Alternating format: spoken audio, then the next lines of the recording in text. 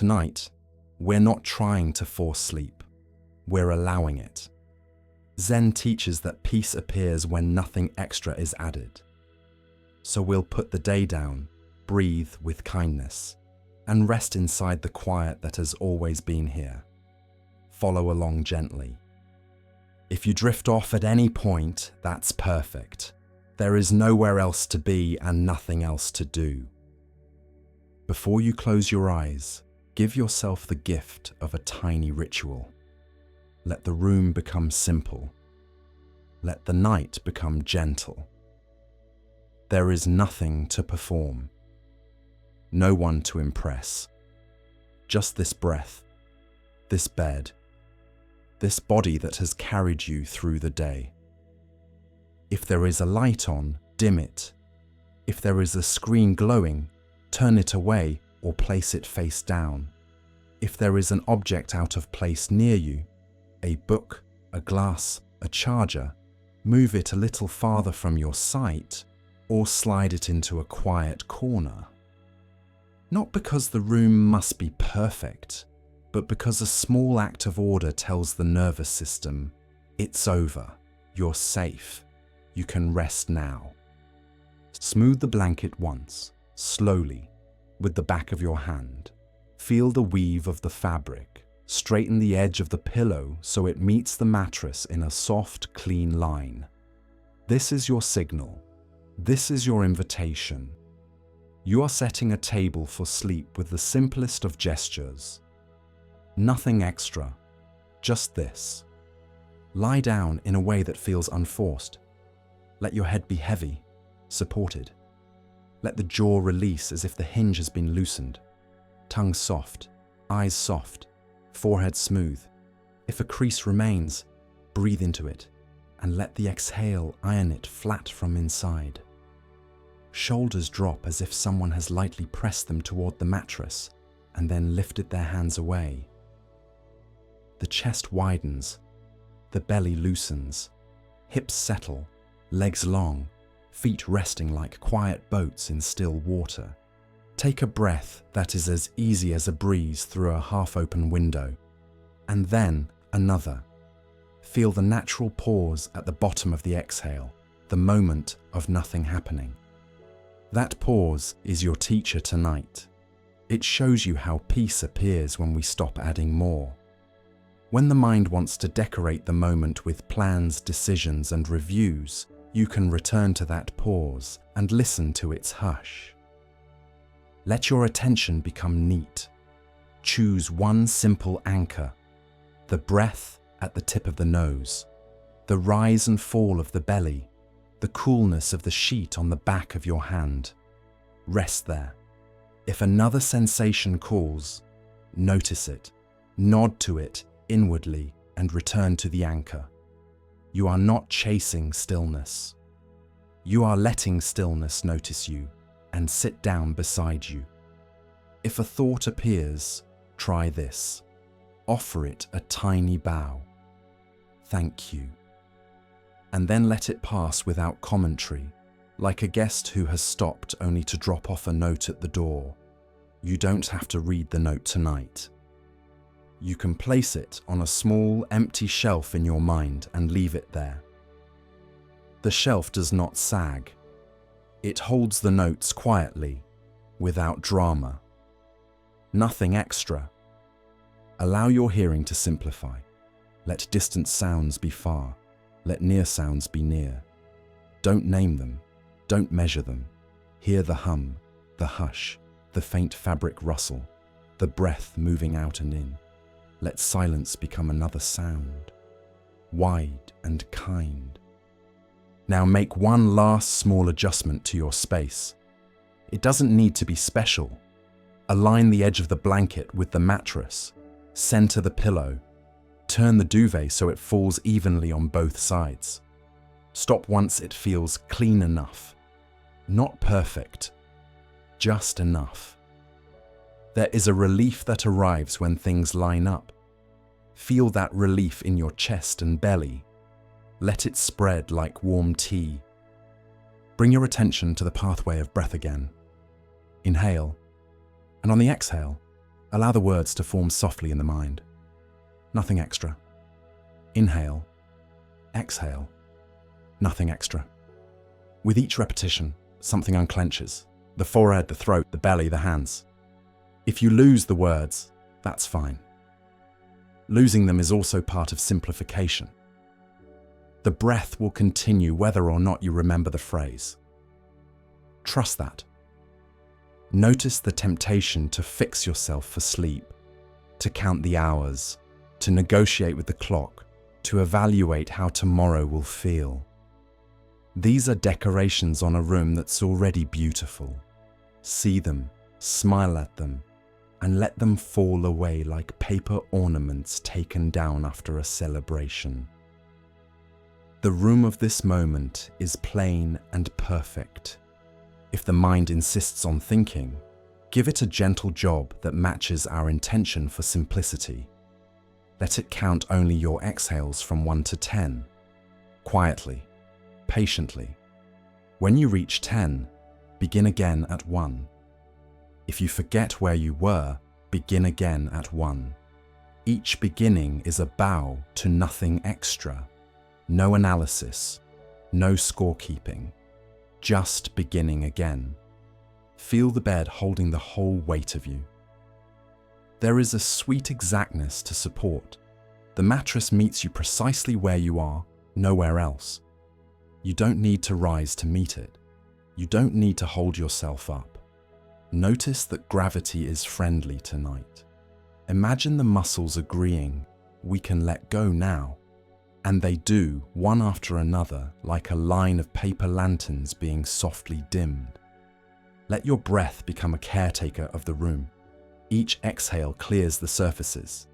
Each inhale opens a window inside the chest. With every breath, the space becomes simpler. With every breath, you become simpler. Not less, just less cluttered. The essence remains. Warmth. Safety, quiet. If you feel a restlessness in the legs or a fidget in the hands, do not scold it. Place it in the same clean space. You can be here too. Often, permission is the tidiest solution of all. The body hears it and settles because nothing is being argued with. The bed receives you without comment. Take a slow scan from crown to toes, not to fix anything, only to greet what's present. Crown, forehead, eyes, cheeks, jaw, throat, shoulders, upper back, chest, arms, hands, belly, lower back, hips, thighs, knees, calves, ankles, feet, toes. Where there is ease, acknowledge it. Where there is holding, soften the edges around it and let it be. Even tension is part of the arrangement for now. Even this belongs. When everything belongs, there is nothing extra to push away. Let your attention widen to include the whole body at once, like stepping back to see an entire room after tidying one corner. It looks simple because you stopped adding. It feels peaceful because you stopped trying to make it different. You can rest in that. If a worry reappears with color and sound, give it the kindest, shortest answer. Not now. Place it on the shelf again, next to the other notes. Imagine closing the cabinet door. There is no lock. There is no need. The promise is gentle. Morning will be smarter. Morning will know. For now, there is only breath and the soft weight of blankets. Return to the phrase, if you like, on the out-breath.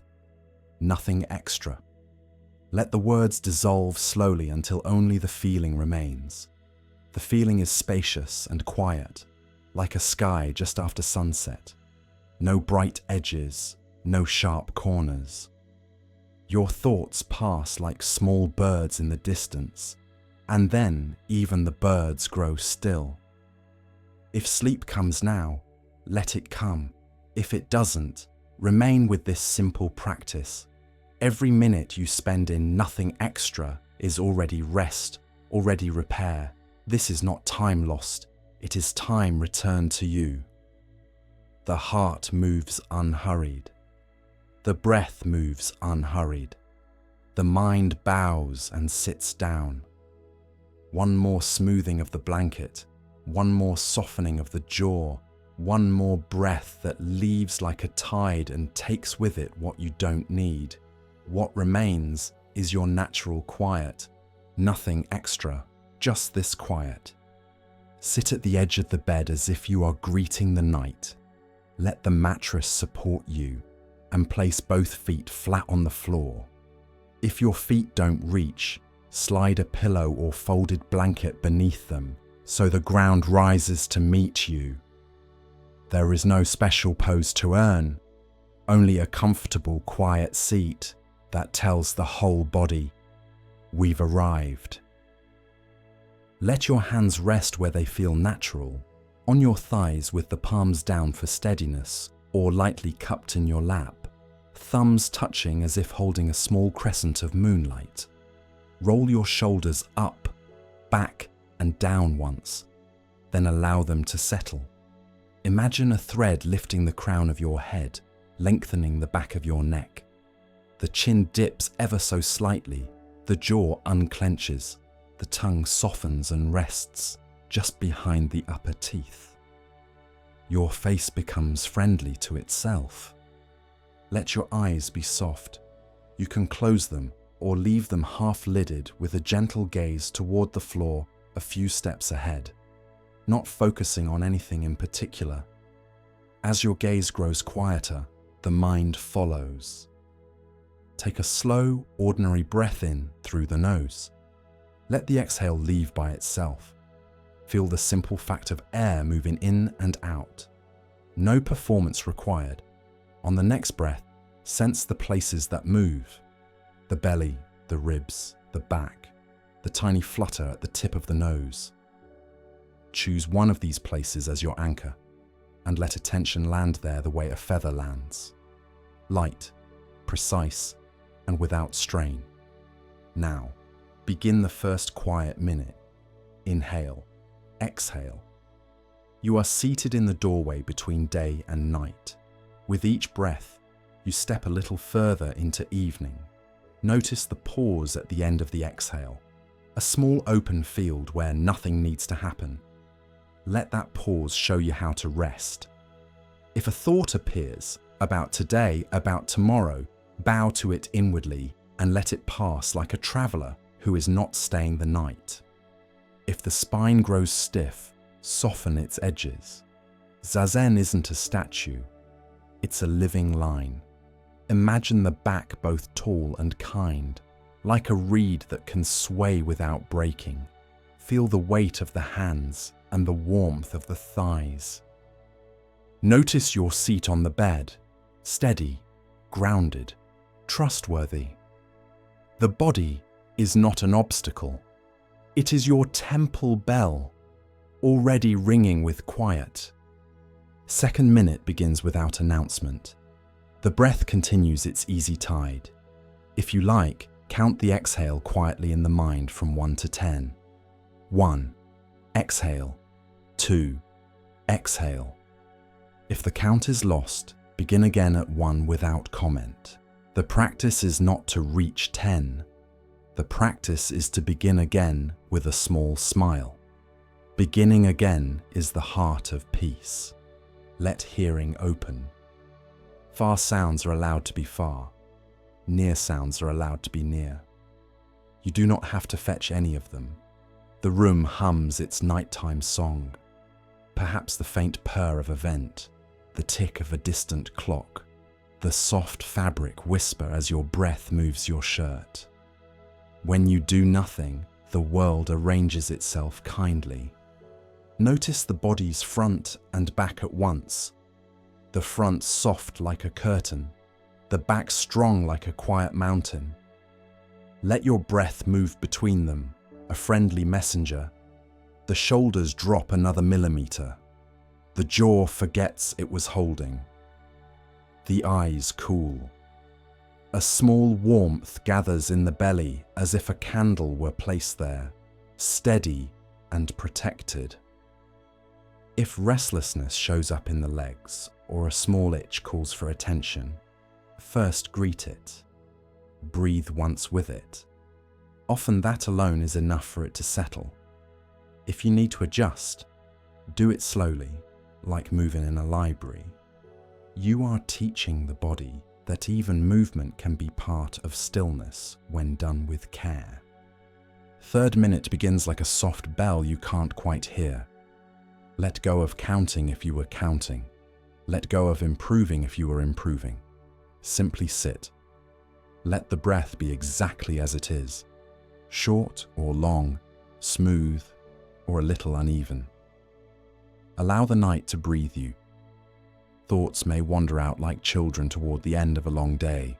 You can watch them curl up and fall silent without telling them a single story. Sense the whole body at once, from crown to soles, as one piece of awareness. Everything sits. The bed sits, the floor sits, the room sits. Nothing has to be excluded for you to be peaceful. Every sensation can belong without being chased or pushed away.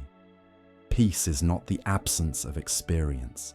It is the absence of extra.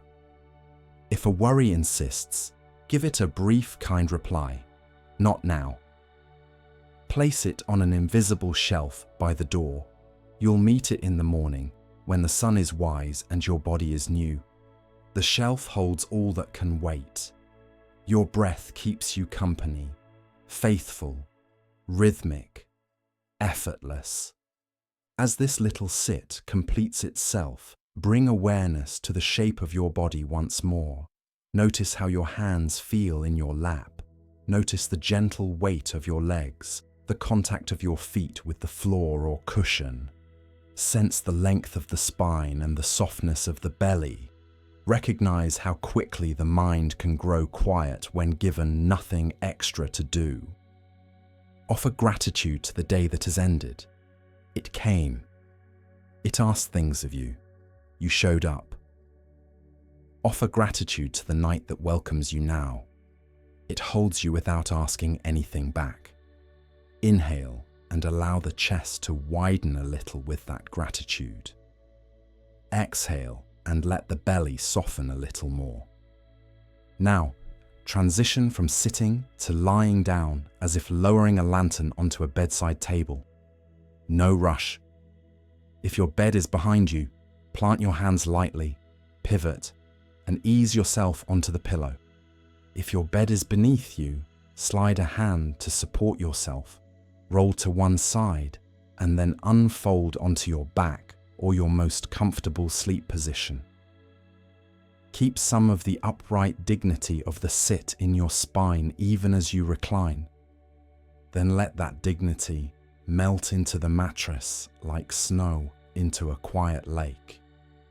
Once you are lying down, keep the same attention but with even less effort. The breath continues. You simply happen to be horizontal. Notice how the body that sat is the same body that now rests. The chair became the bed. Effort became ease. Let this continuity reassure you there is nothing to accomplish. If you wish, take 3 closing breaths, slightly longer on the exhale. Inhale gently through the nose, and then exhale as if you were fogging a window you love. Soft, unforced, complete. After the 3rd breath, let the breath return to normal. Let everything return to normal.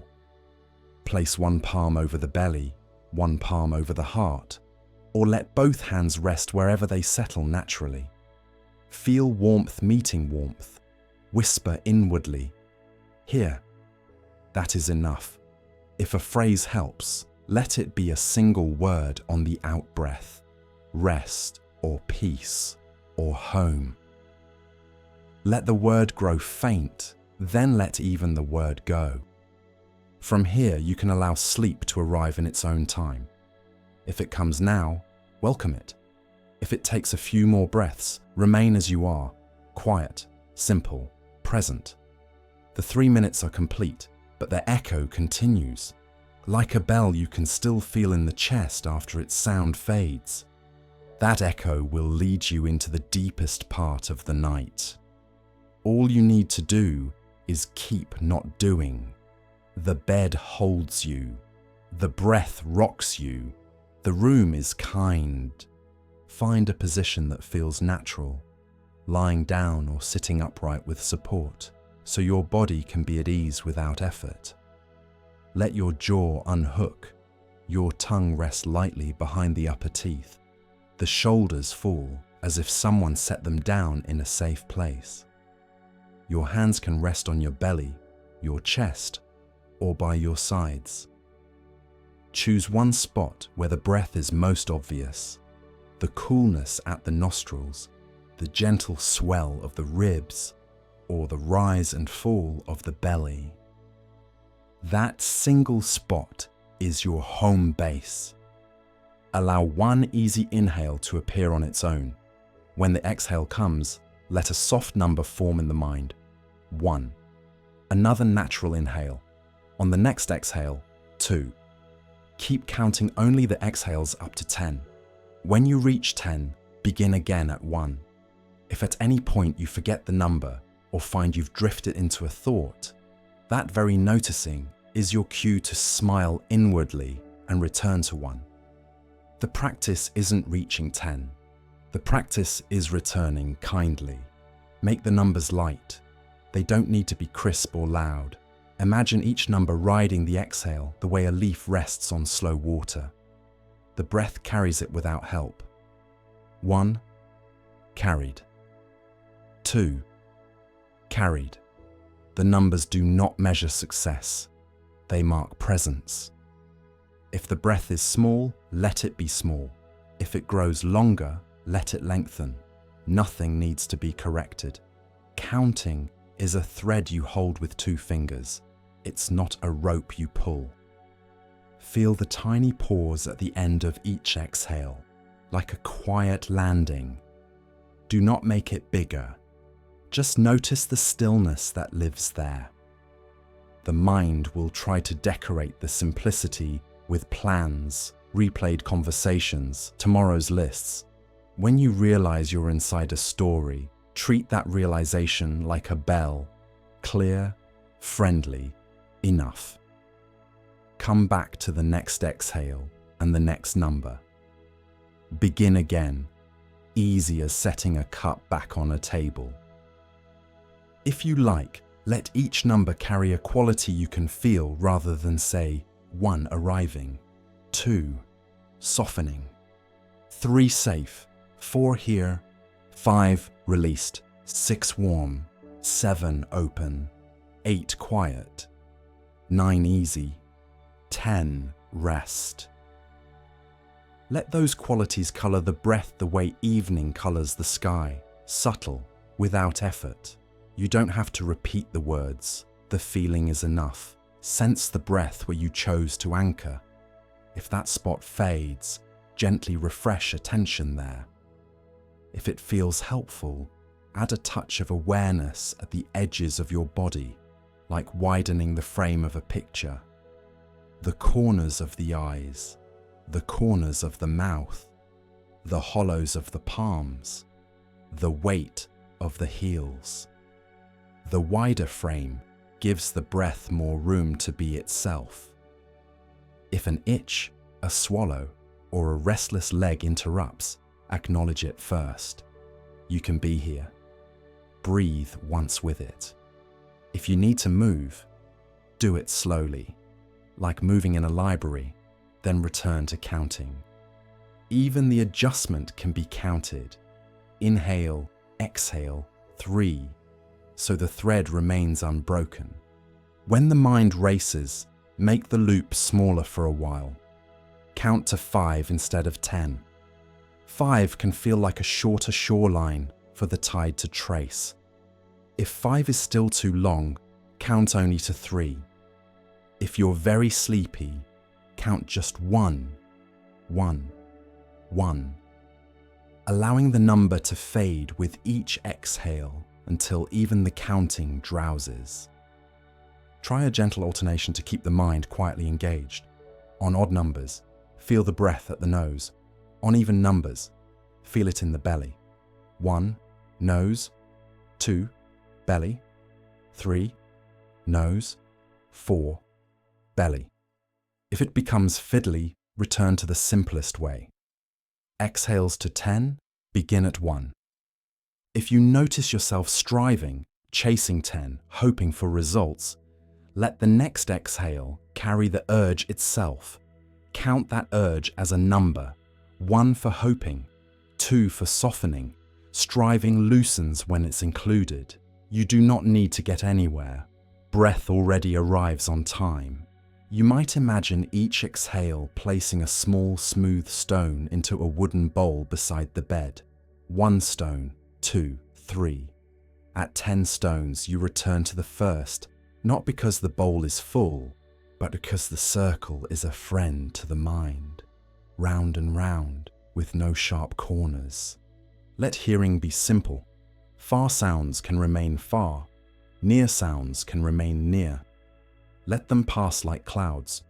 You do not have to identify them. If a sound draws you in, a car, a pipe, a door, meet the next exhale within that sound and count it. Then let the sound move on without your help. Invite the exhale to be just a shade longer than the inhale for 3 breaths. Then release all guidance. Longer exhales soothe without sedating. Make sure there's no forcing. The number sits lightly at the end of each out-breath, like a period at the end of a sentence that didn't need to be written. If a bright, important thought tries to tug you away, something to remember, something to decide, create a small shelf in your imagination, near the door of the room. Place the thought there, like a folded note. Morning will be smarter. Return to the count. The shelf doesn't lock. It doesn't need to. If an emotion rises, sadness, irritation, tenderness, let the breath count it in. 1, feeling aloud. 2, body softens around it. 3, nothing to fix. Emotions change when gently held. They don't require solutions at midnight. The numbers keep you company while the feeling finishes its movement. Let the whole body be included. With each exhale number, feel a micro-release somewhere. Brow loosens at 3, throat widens at 4, shoulders settle at 5, palms grow warm at 6, belly unclenches at 7, hips sink at 8, thighs and knees soften at 9. Feet rest at 10. Begin again at 1, letting the release travel where it's wanted next time. If you feel your attention fading into dreamlike drifting, that's welcome. Let the numbers thin out. Like chalk marks at the water's edge, the breath becomes the main thing. If counting falls away on its own, allow that. You can always pick it up again. The practice is obedient to your tiredness. It bends toward sleep. If wakefulness remains and the mind wants a gentle task, complete 3 rounds of counting from 1 to 10. After the 3rd 10, stop counting for a short while and simply sense the breath's touch where you began, nostrils, ribs, or belly. Then begin a fresh round if you like. The alternation keeps interest alive without stirring the waters. You may thread a brief wish into the 10th exhale of each round. May I rest. Then return to one with no commentary. It's like setting a lantern every 10 steps along a dark path. Soft light, no destination to chase. Notice how your body responds to this quiet rhythm. The forehead smooths, the eyes feel cool. The cheeks soften, the tongue grows heavy in its cradle, the breath in the back of the ribs becomes a slow tide. If a corner of the body still holds on, bring 2 or 3 numbers there, letting the exhale comfort that place from the inside. If you're sitting and the head nods with sleep, treat the nod like a small bow to the night. Count the next exhale as if you were tucking yourself in. If you're already lying down, feel the mattress receive more of your weight, with each counted breath, like a shoreline learning your shape. There is no scorecard. 10 is not better than 3. The miracle is that breath continues without being managed, and that kindness can return at any moment. Counting is simply the metronome of kindness, steady, quiet, forgiving. If anxiety surges suddenly, let the next 3 exhales be slightly slower and silently add the phrase "I'm safe" after the number. 1, I'm safe. 2, I'm safe. 3, I'm safe. Then drop the phrase and continue with numbers alone.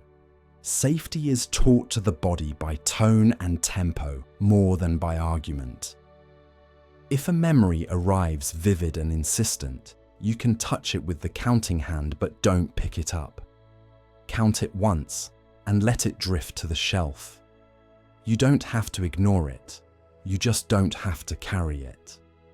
The breath will carry you instead. Gradually, let the numbers grow faint, as if spoken from a few steps farther away with each round. They become a suggestion rather than a task. The breath is the real lullaby. If you discover you haven't counted for several breaths, there is nothing to fix. Either remain numberless, floating with the tide, or quietly begin at 1 again and feel the comfort of a familiar loop. To close whenever you're ready, if you're still awake, place one palm over the place you feel the breath most clearly. Let your hand be warmed by it. Count 1 final round, making the numbers soft as a breeze across a mirror. At 10, let the last number dissolve on the exhale, as if it were written in mist that fades on its own. From here, there is nothing extra to do. If sleep arrives now, it arrives. If it takes a few more breaths, you are already resting inside the rhythm that leads to it. The night knows the way. The numbers showed you the door. Settle your body in a way that feels effortless. If you're lying down, let the pillow hold your head and the mattress receive your weight. If you're sitting, choose a gentle support and let your spine be easy, not rigid. Take one slow, ordinary breath in through the nose and let it fall out by itself. Nothing to perform. Now imagine a small pat of warm golden butter resting at the crown of your head. It is just warm enough to melt, no hotter than sunlit skin. With the next few breaths, feel it soften. A single bead forms and begins to glide over the scalp. Wherever the butter moves, it leaves ease behind, like a hand smoothing a wrinkle from a sheet. Let the melting begin at the very top of the head. Sense the skin of the scalp loosening from the skull, hair follicles unclenching, the thin muscles there releasing their tiny grip. The warmth is patient. It doesn't push. It simply meets tension and persuades it to soften. The butter now reaches the forehead. Picture it pooling at the center, then flowing outward, ironing away furrows from the inside. The space between the eyebrows becomes wide and calm. If there's a stubborn crease, breathe in and let the exhale encourage the butter to soak in a little more, as if the warmth could seep beneath the skin and soften the thought that made the crease. Let it slide over the temples, where worry likes to live.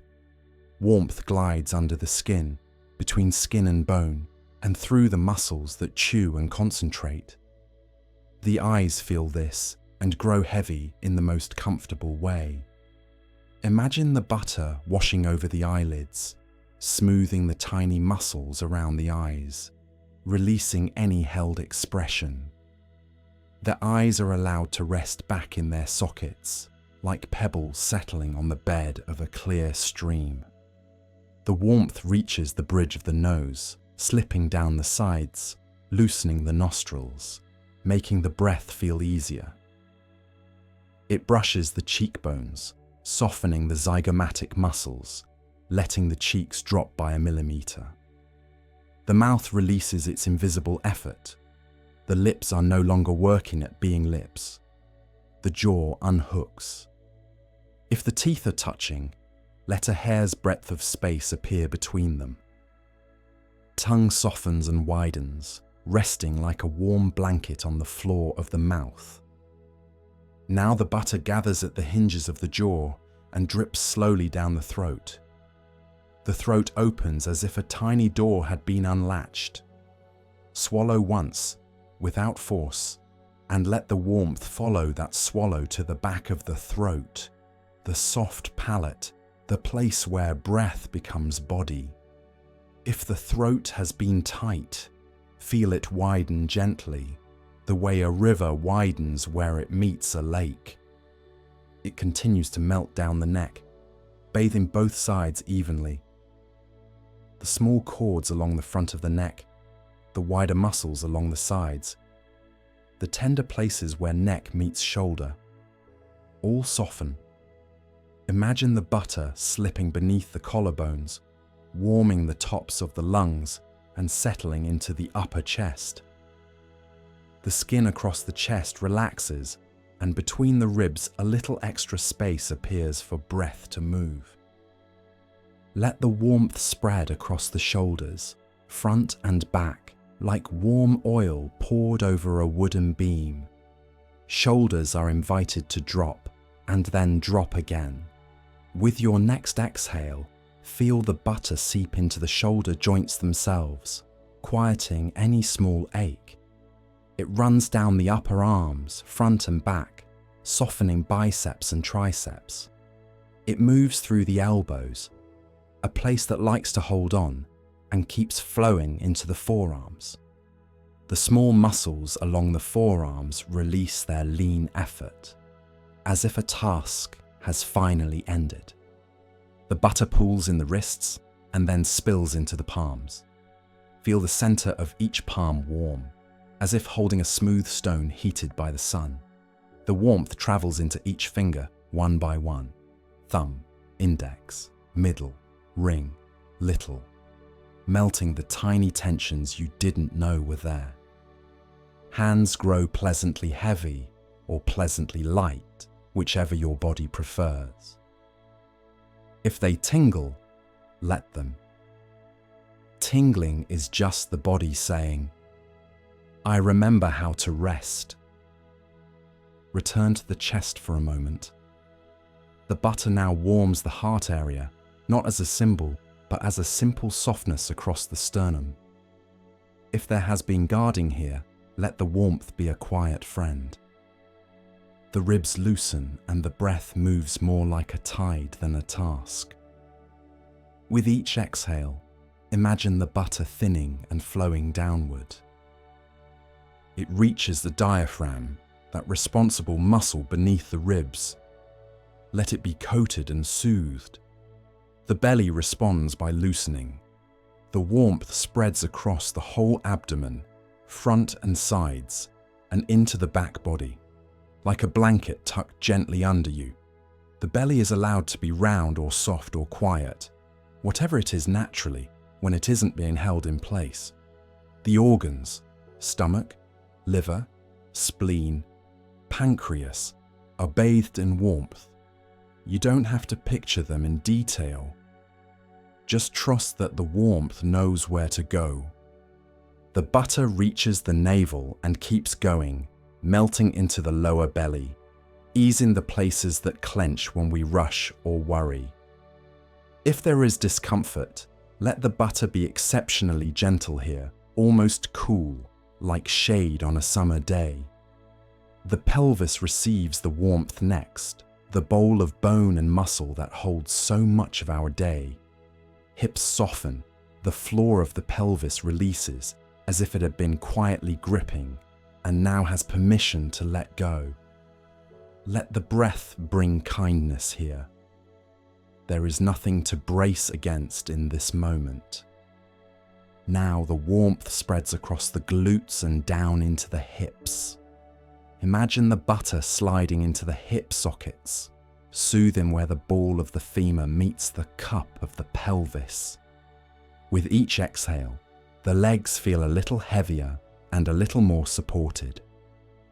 The butter flows along the outer thighs, where carrying and striving sometimes live, along the front of the thighs, where big, helpful muscles can now rest, and along the back of the thighs, where quiet strength can soften into quiet ease. It reaches the knees. Let the warmth take its time here, wrapping the joint like a warm cloth. If there's a sense of tightness, picture the butter seeping into the spaces and making everything glide. After the knees, the warmth slides down the shins and calves at the same time. Calves often keep a secret vigilance. Invite them to melt the way ice melts under gentle sun. No hurry, no argument.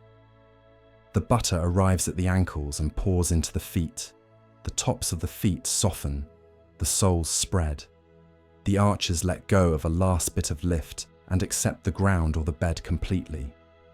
Each toe is warmed from base to tip. Big toe, second, third, fourth, little. Right foot, left foot. If you like, imagine the warmth flowing out through the toes like tiny streams, carrying away the day. Pause and feel the whole body from crown to toes. Notice how the simple image of melting has changed the landscape. Less braced, more supported. If any area still feels outside the warmth, invite the butter back up there. It can flow both ways. You can guide a thread of warmth to the back of the head, into the jaw again, behind the heart, into the low back, wherever attention senses a hold. Now let the butter become a little thinner, like a warm, light oil. Imagine it tracing the spine from the base of the skull to the tailbone, vertebra by vertebra. At each vertebra, the oil pauses, seeps, and continues. The muscles on either side of the spine soften like fabric loosening on a clothesline when the wind dies down. The back body becomes a broad, quiet river of support. If the mind wanders, bring it back by pairing the flow with the breath. Inhale. The warmth gathers gently wherever it is. Exhale. It glides farther along its path. Inhale, gather. Exhale, glide. If you prefer, count a soft one on the first exhale as the warmth moves, then a soft 2, and so on to 10 before returning to 1. The counting is only a way to keep attention company. The warmth does the work. Sometimes a cool spot appears, a place of numbness or absence.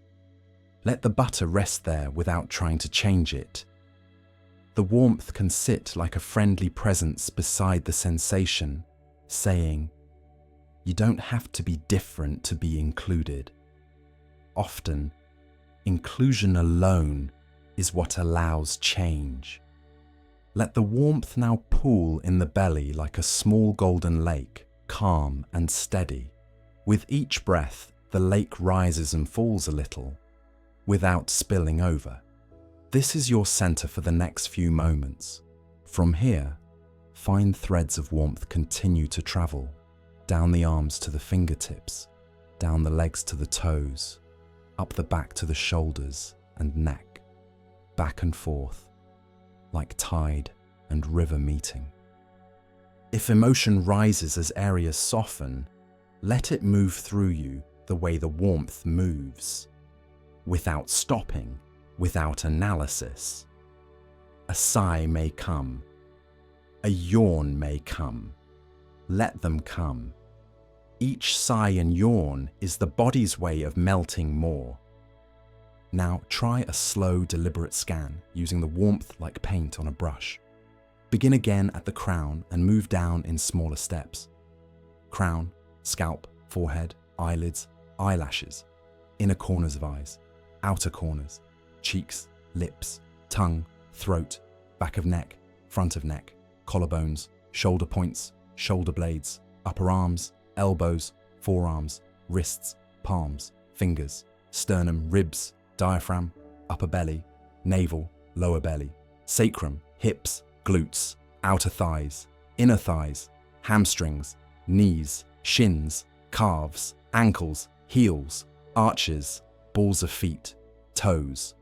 Wherever you name, place a drop of warmth and wait a breath. If you encounter pain, make the butter a little cooler right there, more like softened cream than hot oil. Let it cushion and coat the area, not trying to fix it, only to be with it. Imagine the edges of the sensation becoming rounder, less sharp. You might quietly say, "Even this can soften."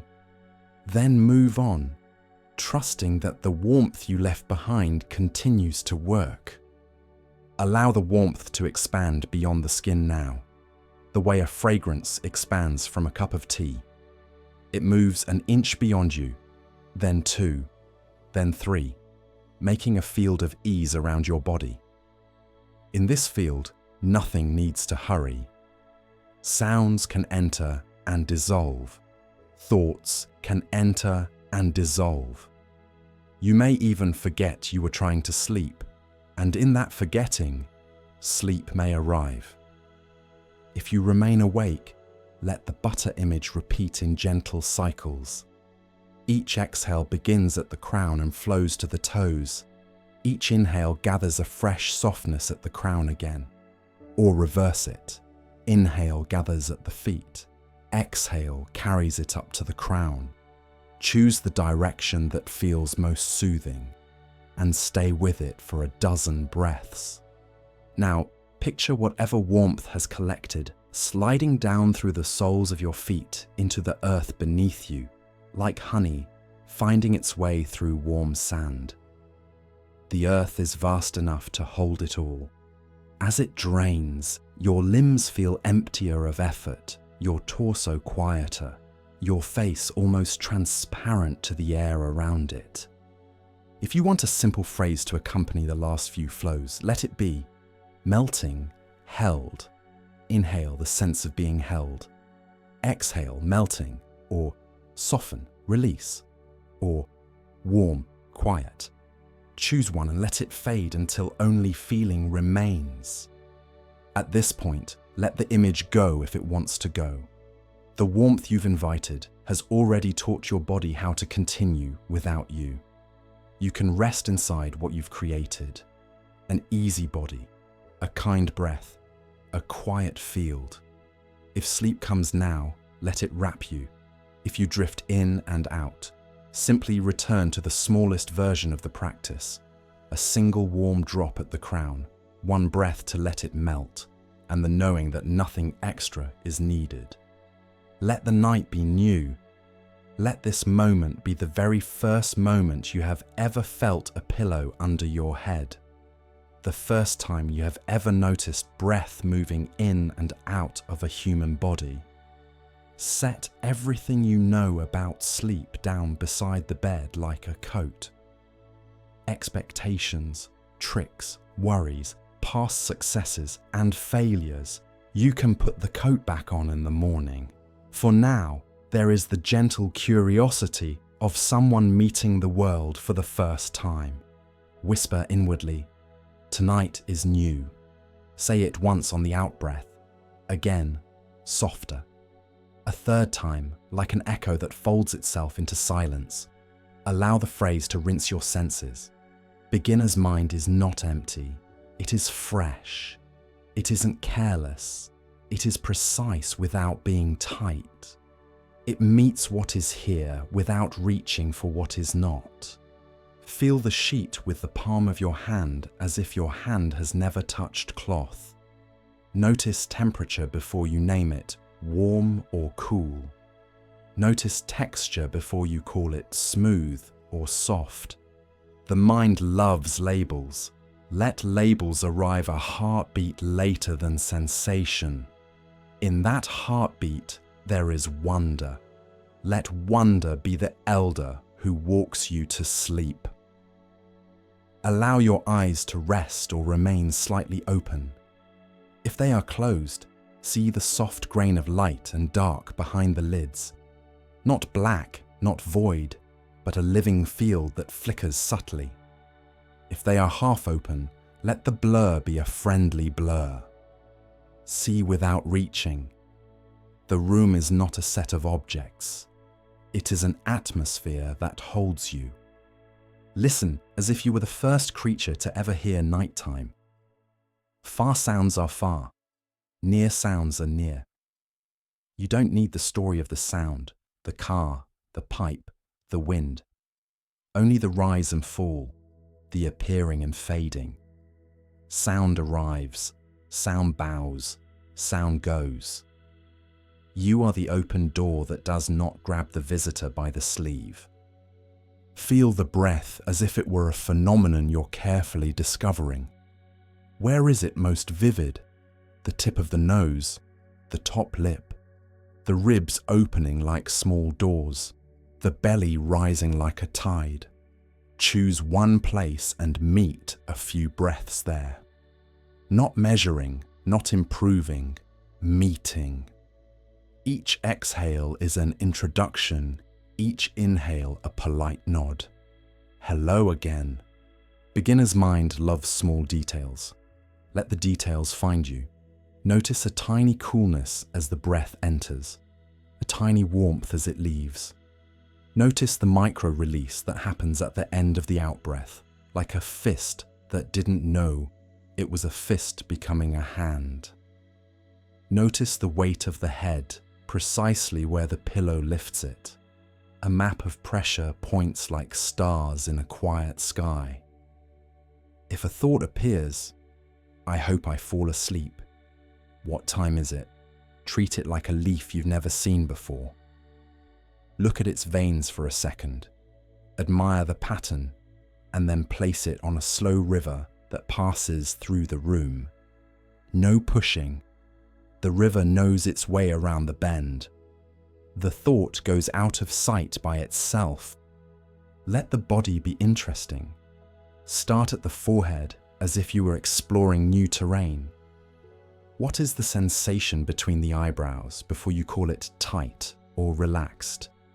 Move to the eyelids, the weight and temperature there, to the cheeks with their quiet glow, to the space inside the mouth where the tongue floats like a warm boat in a still cove. Beginner's mind is a gentle magnifying glass. It does not demand change. It reveals what is already kind. Bring this curiosity to the neck, the throat, the collarbones. Each place, meet in breath from the inside. To the shoulders, which may have stories to tell. Listen without advice. Down the arms, where subtle tingles or heaviness may appear and vanish. Into the hands, palms, fingers, nails. Each a small universe of sensation you do not need to name. Let the hands rest where they choose. They know. Visit the chest not with diagnosis but with wonder. Feel the sternum like a quiet door, the ribs widening as if the room itself were breathing. Drop into the heart area, not to fix it, but to meet it. If there's tenderness, bow to it. If there's ease, bow to that. Beginner's mind bows to both without ranking them. Down to the belly, which lives close to mystery. Let it move the way water moves under moonlight, a swell and settle that is both ancient and brand new.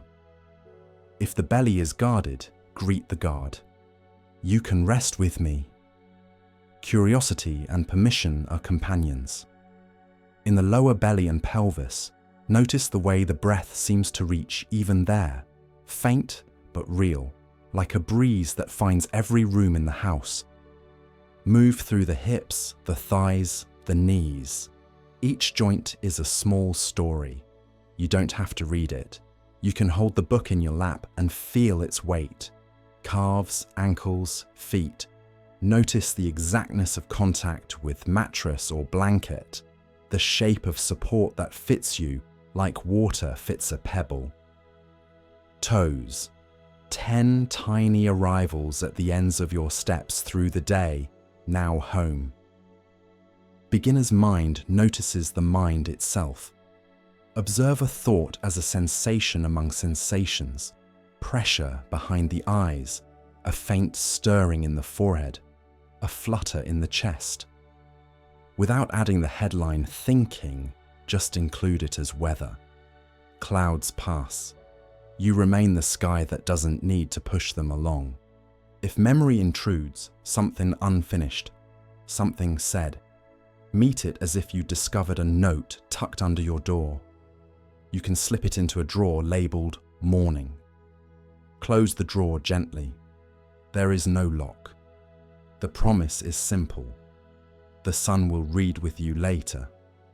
Tonight, you are learning how to see without the pen in your hand. Try a small exercise in freshness. Pretend you have arrived on Earth this evening and someone is teaching you how humans rest. They show you a bed. They show you breathing. They show you closing the eyes. Every step feels like a sweet discovery. You do not know what insomnia is. You do not know what success is. You know only this soft choreography. Lie down, breathe, notice, soften, trust. You can place a few tiny bells along the way to help you remember. Each bell is a word you feel rather than say, here, soft, fresh, enough. Let one word ring on an exhale every few breaths, then dissolve. Words are training wheels. When you find yourself gliding, let them fall away. When impatience comes, meet it like rain spattering on a pond. Watch the circles widen and disappear. Beginner's mind does not argue with rain. It watches the pattern until even the pattern feels friendly. If impatience insists, cradle it somewhere simple, at the belly, at the soles of the feet, and let curiosity study its temperature, its rhythm, its edges. Most restlessness softens when it is truly met. If you find yourself evaluating, am I doing this right? Bow to the evaluator and then look beneath it for raw sensation. What does, am I doing this right, feel like in the body right now? Heat? Tightness? Buzzing? Meet that. The question turns into a door. The body answers by opening. Let gratitude join curiosity, but in a small, ordinary way. Thank your eyes for closing. Thank your hands for resting. Thank your lungs for knowing their job without instructions. Gratitude is not a speech. It's a gentle nod exchanged between you and your own life. Nod once, and then return to feeling the bed, the breath, the night. If attention drifts, notice what you drifted into. Was it a sound? Let that sound be brand new for 3 breaths. Was it a thought? Be curious about how it formed, where it sits in the body, how it fades. Every drift is a chance to practice arriving again. Arrival is not dramatic. It's as simple as feeling the next exhale all the way through. Now explore first touch again, this time with the whole body at once. Imagine you are being laid gently into this bed for the very first time. Where does contact begin? Where does the body pour into support? Sense the outline of yourself softening. Boundaries not erased but made kinder. Let the edges feather like mist meeting water. You can try a small rhythm, 3 breaths of noticing, 1 breath of smiling. Not a big smile, just the corners of the mouth agreeing with the night. The nervous system listens to that shape and learns safety without a single word. If a pocket of tension remains, become an explorer, crouching beside a newly found spring. Stay close and watch the spring. What are its ripples? What happens when the breath passes through? You're not damming it. You're learning its ways. Often, when seen with this innocence, the spring clears on its own. Meet the future with the same freshness. If tomorrow tries to arrive early, greet it like a polite guest who came too soon. You're welcome here at dawn. Offer tomorrow a chair by the window of your imagination. Pull the curtain gently. Return to the beginner's night. You might notice now that the breath has grown quiet and wide. Beginner's mind did that without trying. It cleared the room by not adding anything extra. If numbers help, you can lightly count the last few exhales from 1 to 5 and back to 1, but count as if you're hearing the numbers for the first time. Round, simple, without history. As you hover near sleep, allow even curiosity to grow soft. Curiosity has guided you to the threshold. It doesn't need to enter the room. Let the practice itself. Breath breathing, body resting, night holding. You are not the manager of this. You are the guest of it. Before you drift, one more whisper. Tonight is new. Feel how true that is. This night has never happened before. This breath has never happened before. This moment will never come again and does not need to be saved or solved. It only needs to be lived for the length of one easy exhale. If sleep comes now, let it take you like a gentle tide. If wakefulness lingers, keep meeting each sensation as if it were your first and only. The first time is the last time. The last time is the only time. Beginner's mind closes its eyes and opens the heart of the night. Settle your body so it feels supported from every side. Sense the weight of your head, the shape of your shoulders, the way your back meets the bed, the quiet of the legs. Take a small breath in and let it leave without any push. Now, in the easiest way, imagine you are next to a slow, clear river at night. The air is mild. The water carries the moon like a soft lamp. You don't have to go anywhere. You are already at the bank, safe and unobserved, with time enough to do nothing. Let the river become a picture of your breath. Each inhale is the water approaching. Each exhale is the water moving on. There is no hurry in this river. It has been traveling a long time and knows the way around every bend. You are not the river. You are the one watching, resting, listening to its steady hush. When a thought arrives, about today, about tomorrow, about something you said or didn't say, notice it the way you would notice a leaf falling from a tree. You don't have to catch it. Let it land in your open hand for a moment. Feel its shape without reading its story, and then place it gently on the surface of the river. Watch the leaf wobble, find its balance, and drift. The current will take it. You don't have to. Another breath, another leaf. The mind will keep offering leaves. That is its kindness. It wants to help by bringing you what it thinks is important. You can thank it with a nod and give each offering to the water. Thank you. You may float on. If a leaf circles back near the bank, that's fine. Place it on the water again. Sometimes thoughts need 2 or 3 launches before they remember how to go. If a thought feels heavy, like a branch rather than a leaf, a long list, a replayed conversation, split it into smaller pieces. Break the branch into leaves you can lay down one by one. Task 1, drift. Task 2, drift. That moment, drift. Smallness helps the river carry it easily. If even the pieces still feel too heavy, imagine tying a tiny reed boat under them. The boat gives just enough lift. You are not forcing anything under the surface. You are letting what is ready to go, go. Sense the banks of the river as your body. The left bank, your left side. The right bank, your right side. The ground is steady, simple, and warm. If worry buzzes in the chest, picture the water lapping the bank right there. a regular, soothing sound.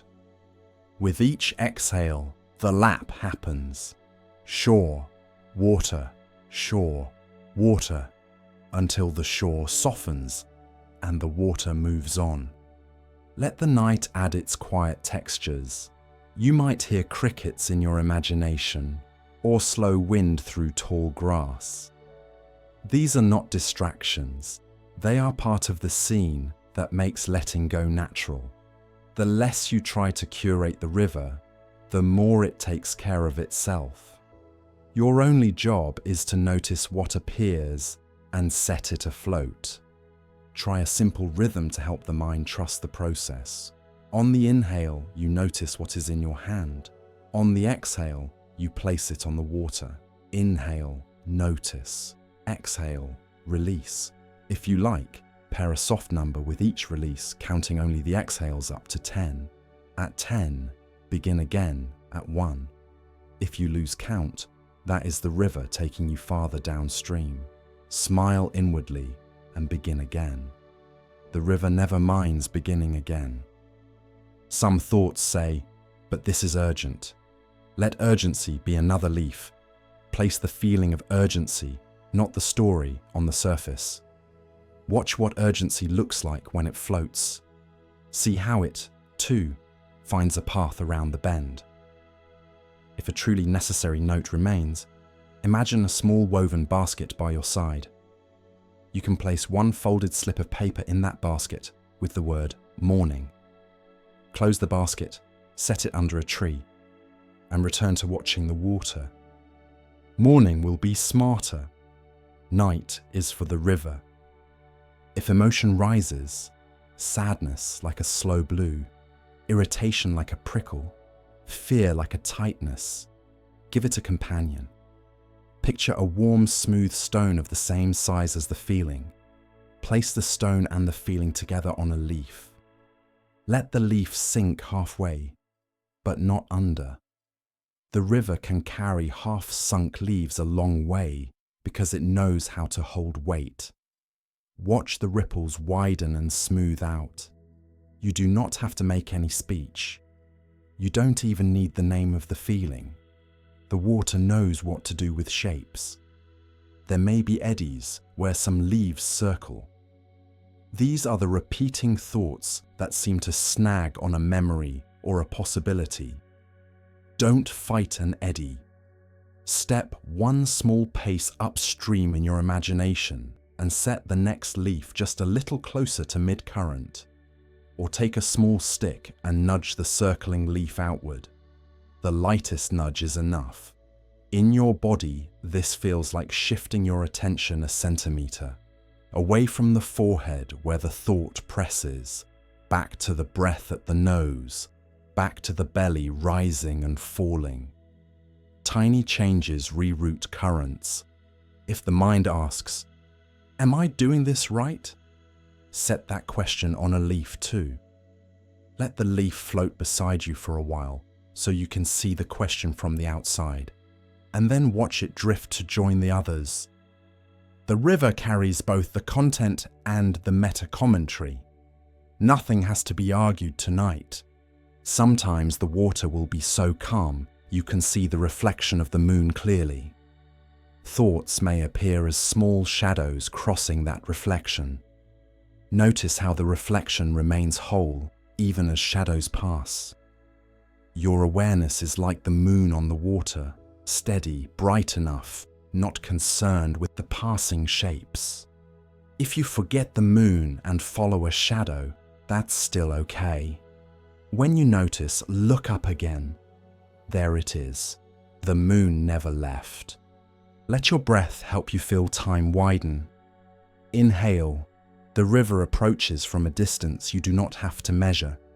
Exhale. The river continues toward places you do not have to plan for. This flow is older than your worries. It moved before your day began. It will move after your day is forgotten. You can lay the mind down in this current like a tired traveler laying a pack by the roadside. If a sound from the real room enters, a car, a pipe, a door, Let it become part of the river's soundscape. Hear it arrive, stretch out, fade. Place any reaction to it on a leaf. Startle, annoyance, curiosity. The river carries those too. You are practicing being undisturbed, not by making the world silent, but by letting everything find its place in the flow. Give the river one round of special attention for the body. Take a breath and picture the leaf labeled forehead tension. Exhale, set it adrift. Next breath, jaw, drift. Throat, drift. Shoulders, drift. Heart area, drift. Belly, drift. Hips, drift. Thighs, calves, feet, drift. You are sending small messages downstream, telling each region the day is over. The current can have what you are holding. Now, if a particular story returns again and again, give it a boat with a little lantern. Write its title on the side, only a word or two. Watch the lantern's soft circle of light. Don't climb in. Watch from the bank as the boat recedes. If it catches on a branch, the water will loosen it. If it pauses in a wider pool, that is fine. Boats do not disappear on command. They drift out of view in their time. You may find it calming to match the speed of the river to the speed of your exhale. Slightly lengthen the out-breath for 3 rounds, as if you were fogging a window gently. Each longer exhale gives the leaf more time to be carried. Then, let the breath return to normal and trust that the river's momentum now matches your own. If sleepiness arrives like a mist over the water, welcome it. Let the images blur a little, as if you're looking through that mist. This is not failure. This is the scene working. If the river vanishes altogether and you're left with simple breathing, that's also perfect. The river taught you how to let go and step aside. If wakefulness persists, try a handful of leaves as a small ceremony. Gather 10 leaves in your mind. On each exhale, lay 1 leaf on the water and watch it cross a small imagined line downstream. 1, 2, 3. If you forget which leaf you're on, begin again with a new pile. There is no tally except the feeling of placing and releasing. When you finish a handful, choose whether to gather another or to simply lie back and listen to the water for a while. Notice the qualities of thoughts as they float. Some are crisp and bright, some are faded, some are torn at the edges, some are blank. The crisp ones may travel fast, the faded ones may sink a little and then rise. You do not need to comment on any of it. The commentary itself, should it arrive, gets its own leaf. Anything that can be noticed can be placed. If a memory stings, imagine dipping that leaf in warm honey before setting it down. The honey coats the edges so the water can hold it comfortably. If a plan feels important, tie a tiny thread from the leaf to a small buoy marked morning. The buoy stays in sight near the bank, bobbing gently, holding the plan near you without pulling attention away. You can collect anything tethered to the buoy after sunrise. Until then, it can rest. There may be moments when you forget the river entirely and become the thought again. This is a natural movement. The exact instant you notice, you're already back at the bank. Feel your body as the bank, solid, warm, here. Take 1 easy inhale, and on the exhale, set a fresh leaf on the water with the word return. That one always floats well. Let the scene widen once more. The river curves to your left and right, disappearing into trees and starlight. Far upstream, other leaves you placed are still traveling. Far downstream, some have already joined larger waters you don't need to imagine. There is an endlessness here that shrinks the day to a soft point. You are not responsible for the river's source or the sea it meets. You are responsible only for this gentle placing and this kind watching. If you want to add a small blessing, whisper inwardly with an exhale, "May this go."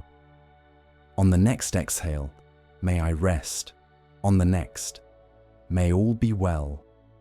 Then return to simple placing without words. Words are helpful until the water learns your hands. Then the water does the remembering. Let your body feel heavier now, as if the bank itself has accepted more of your weight. The earth under the bank knows how to hold. The mattress knows how to hold. Your bones know how to be held. Place the last few fragments of the day on leaves so small they're almost invisible. Tiny crumbs of thought, sparkles of what if, a single leftover image. Watch even those find the thread of the current and slip away. At some point, you may realize you're only hearing the river and not seeing it. Or you may realize you're only feeling the breath and not picturing anything at all. That's the simplest version of the same practice. If the picture returns, use it. If it doesn't, rest in the hush it created.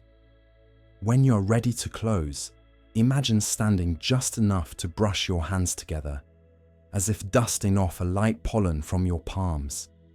Not to be rid of anything, but to mark the end of an old task.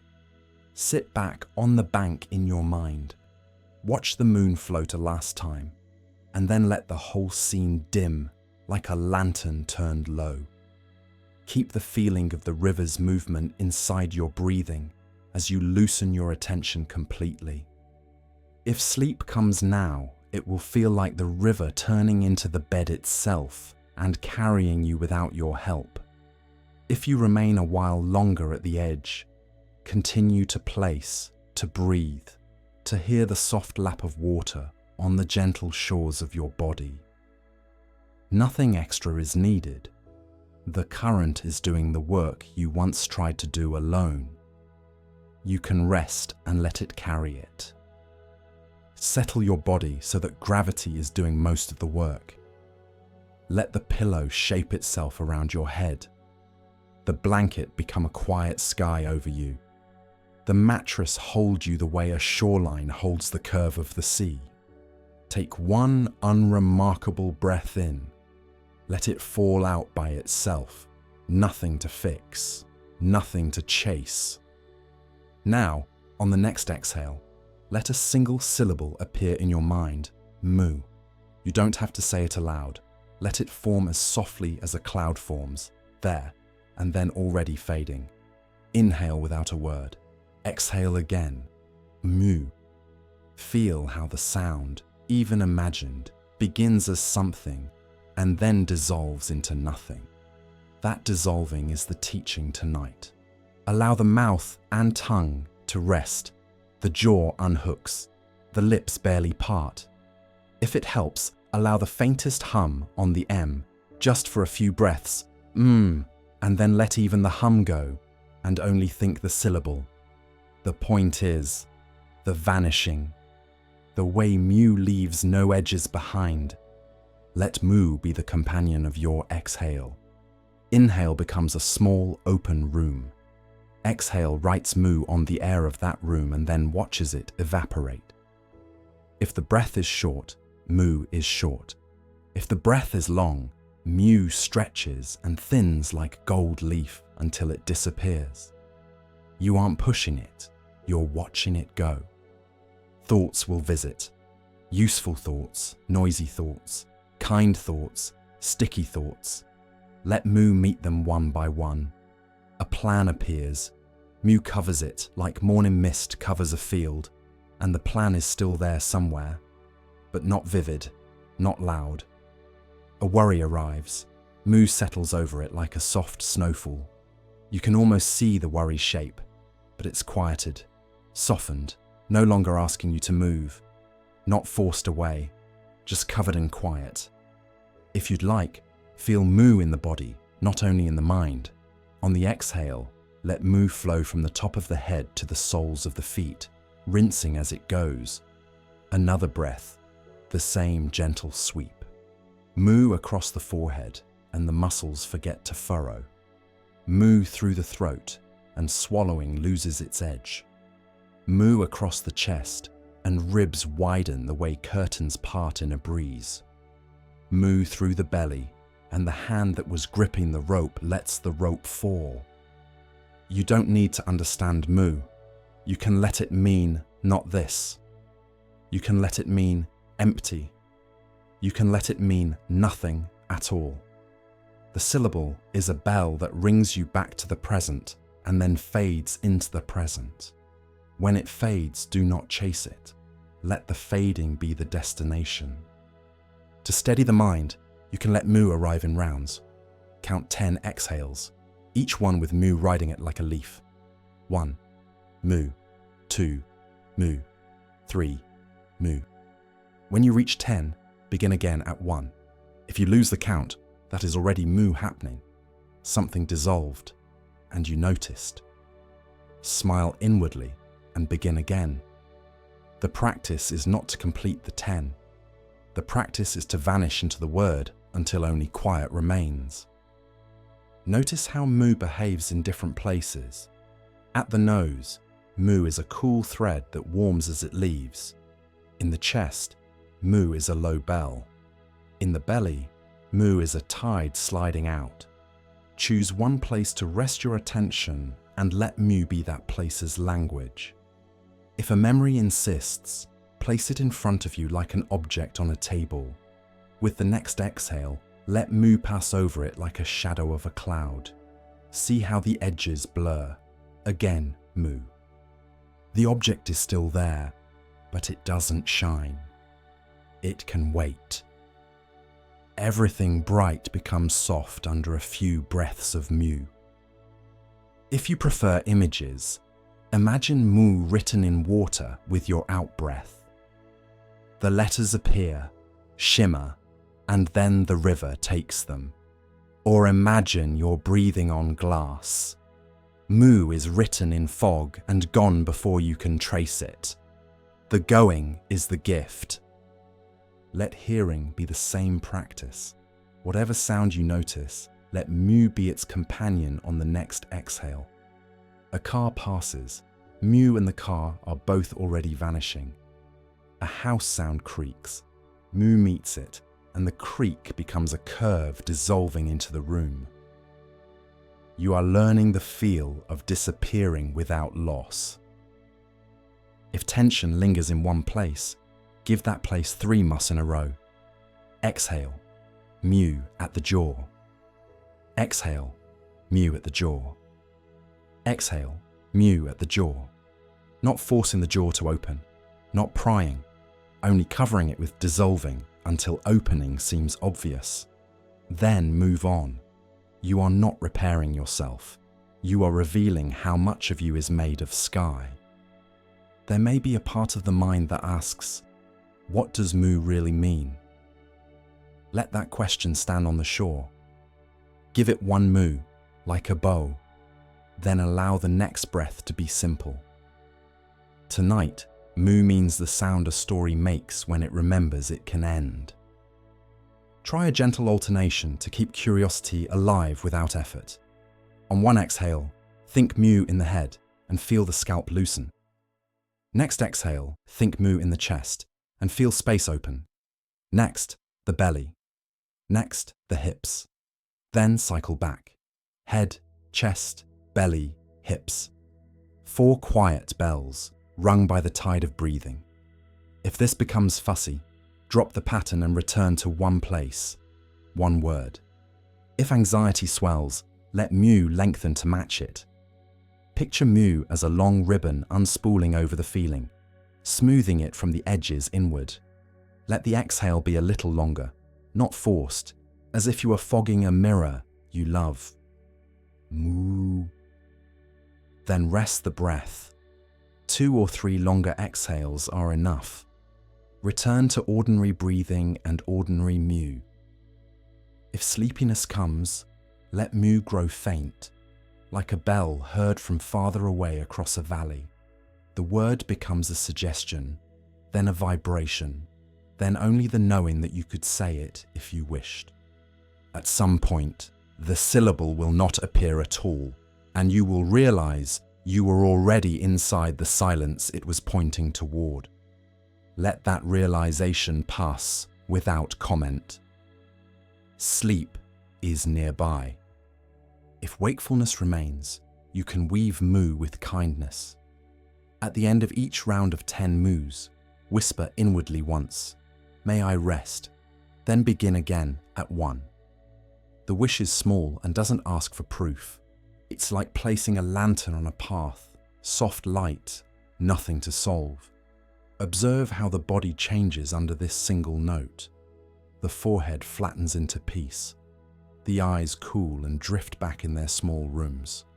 The throat widens. The chest forgets to guard. The belly remembers roundness.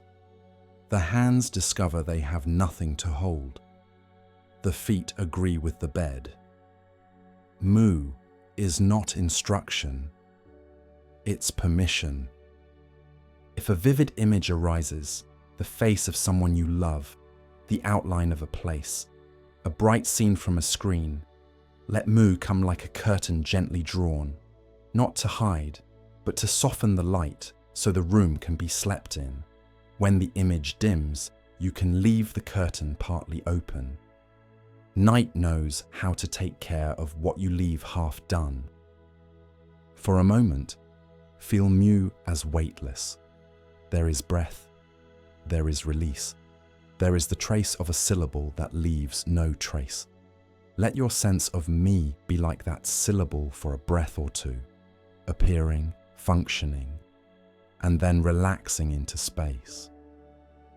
No drama, no metaphysics to wrestle, only the ease of not adding extra lines to the page. If you notice the clock, give the clock mu. If you notice impatience, give impatience mu. If you feel proud of how calm you are, give pride mu. The practice is impartial. Every visitor receives the same blanket of disappearing. Even the practice itself can be given mu and allowed to thin out until only breathing remains. When you're ready, let the syllable become very small. Imagine that mu is written on a grain of sand you place on the tide. The tide doesn't notice. It moves as it always moves. You don't notice either. You are busy being carried. Let the sand sink. Let the words sleep. If you wish for a closing, make it almost nothing. 3 breaths with mu on each exhale, the quietest you can manage. After the 3rd, let the mouth and mind stop shaping anything. The breath will keep happening. The bed will keep holding. The night will keep being night. If mu returns on its own, welcome it. If it doesn't, you've already arrived where it was pointing. Here, everything is gentle. Here, even thoughts end softly. Here you can fall, without falling, into the silence that was underneath every syllable from the beginning. Let your body find its easy shape. Pillows do their quiet work. The blanket settles. Gravity holds the outline of you without asking for effort. Let the jaw unhook. The shoulders fall. The belly have room to move. Take one simple breath in and let it fall out. No goal, just arrival. Now let the ears soften. Not straining, not searching. More like opening 2 windows on a calm night. You don't have to go out to meet the world. Let the world come to you.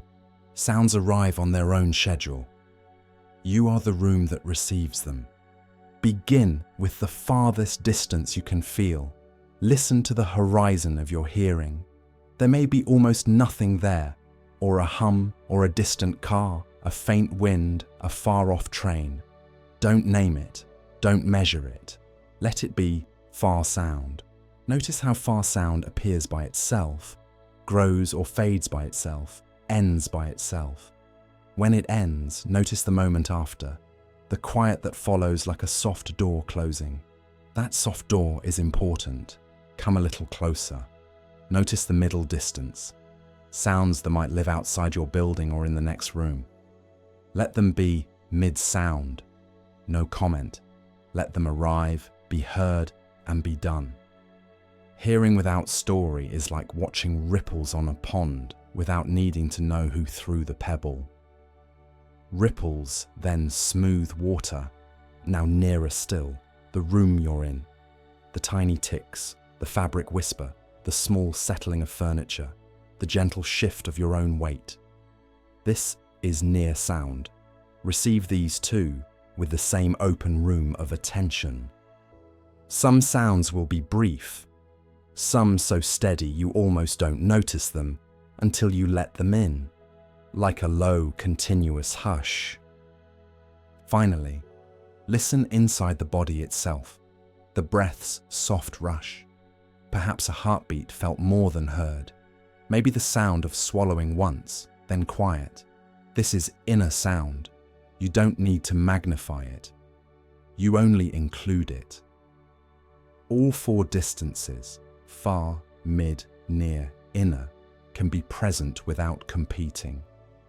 Your hearing is wide enough. Let your attention move among these distances like a slow beam of moonlight. Far, mid, near, inner, and then widen it to include them all at once, not hopping, not hunting, just allowing. Let sounds come and let them go. You don't keep any of them. You don't push any of them away. If the mind begins to label car, pipe, footsteps, replace the labels with a single kind note. Hearing, hearing. That's enough. If you forget and start telling a story about a sound, notice that storytelling is also something you can hear inside the mind.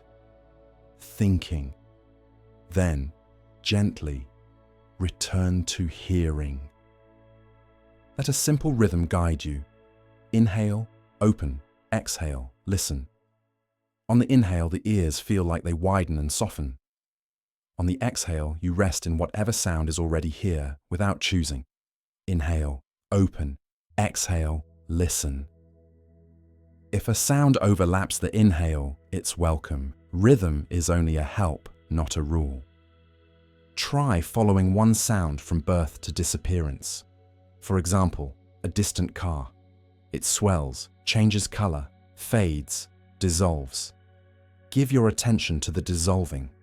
The last tenth of a sound is a doorway to something quieter than quiet.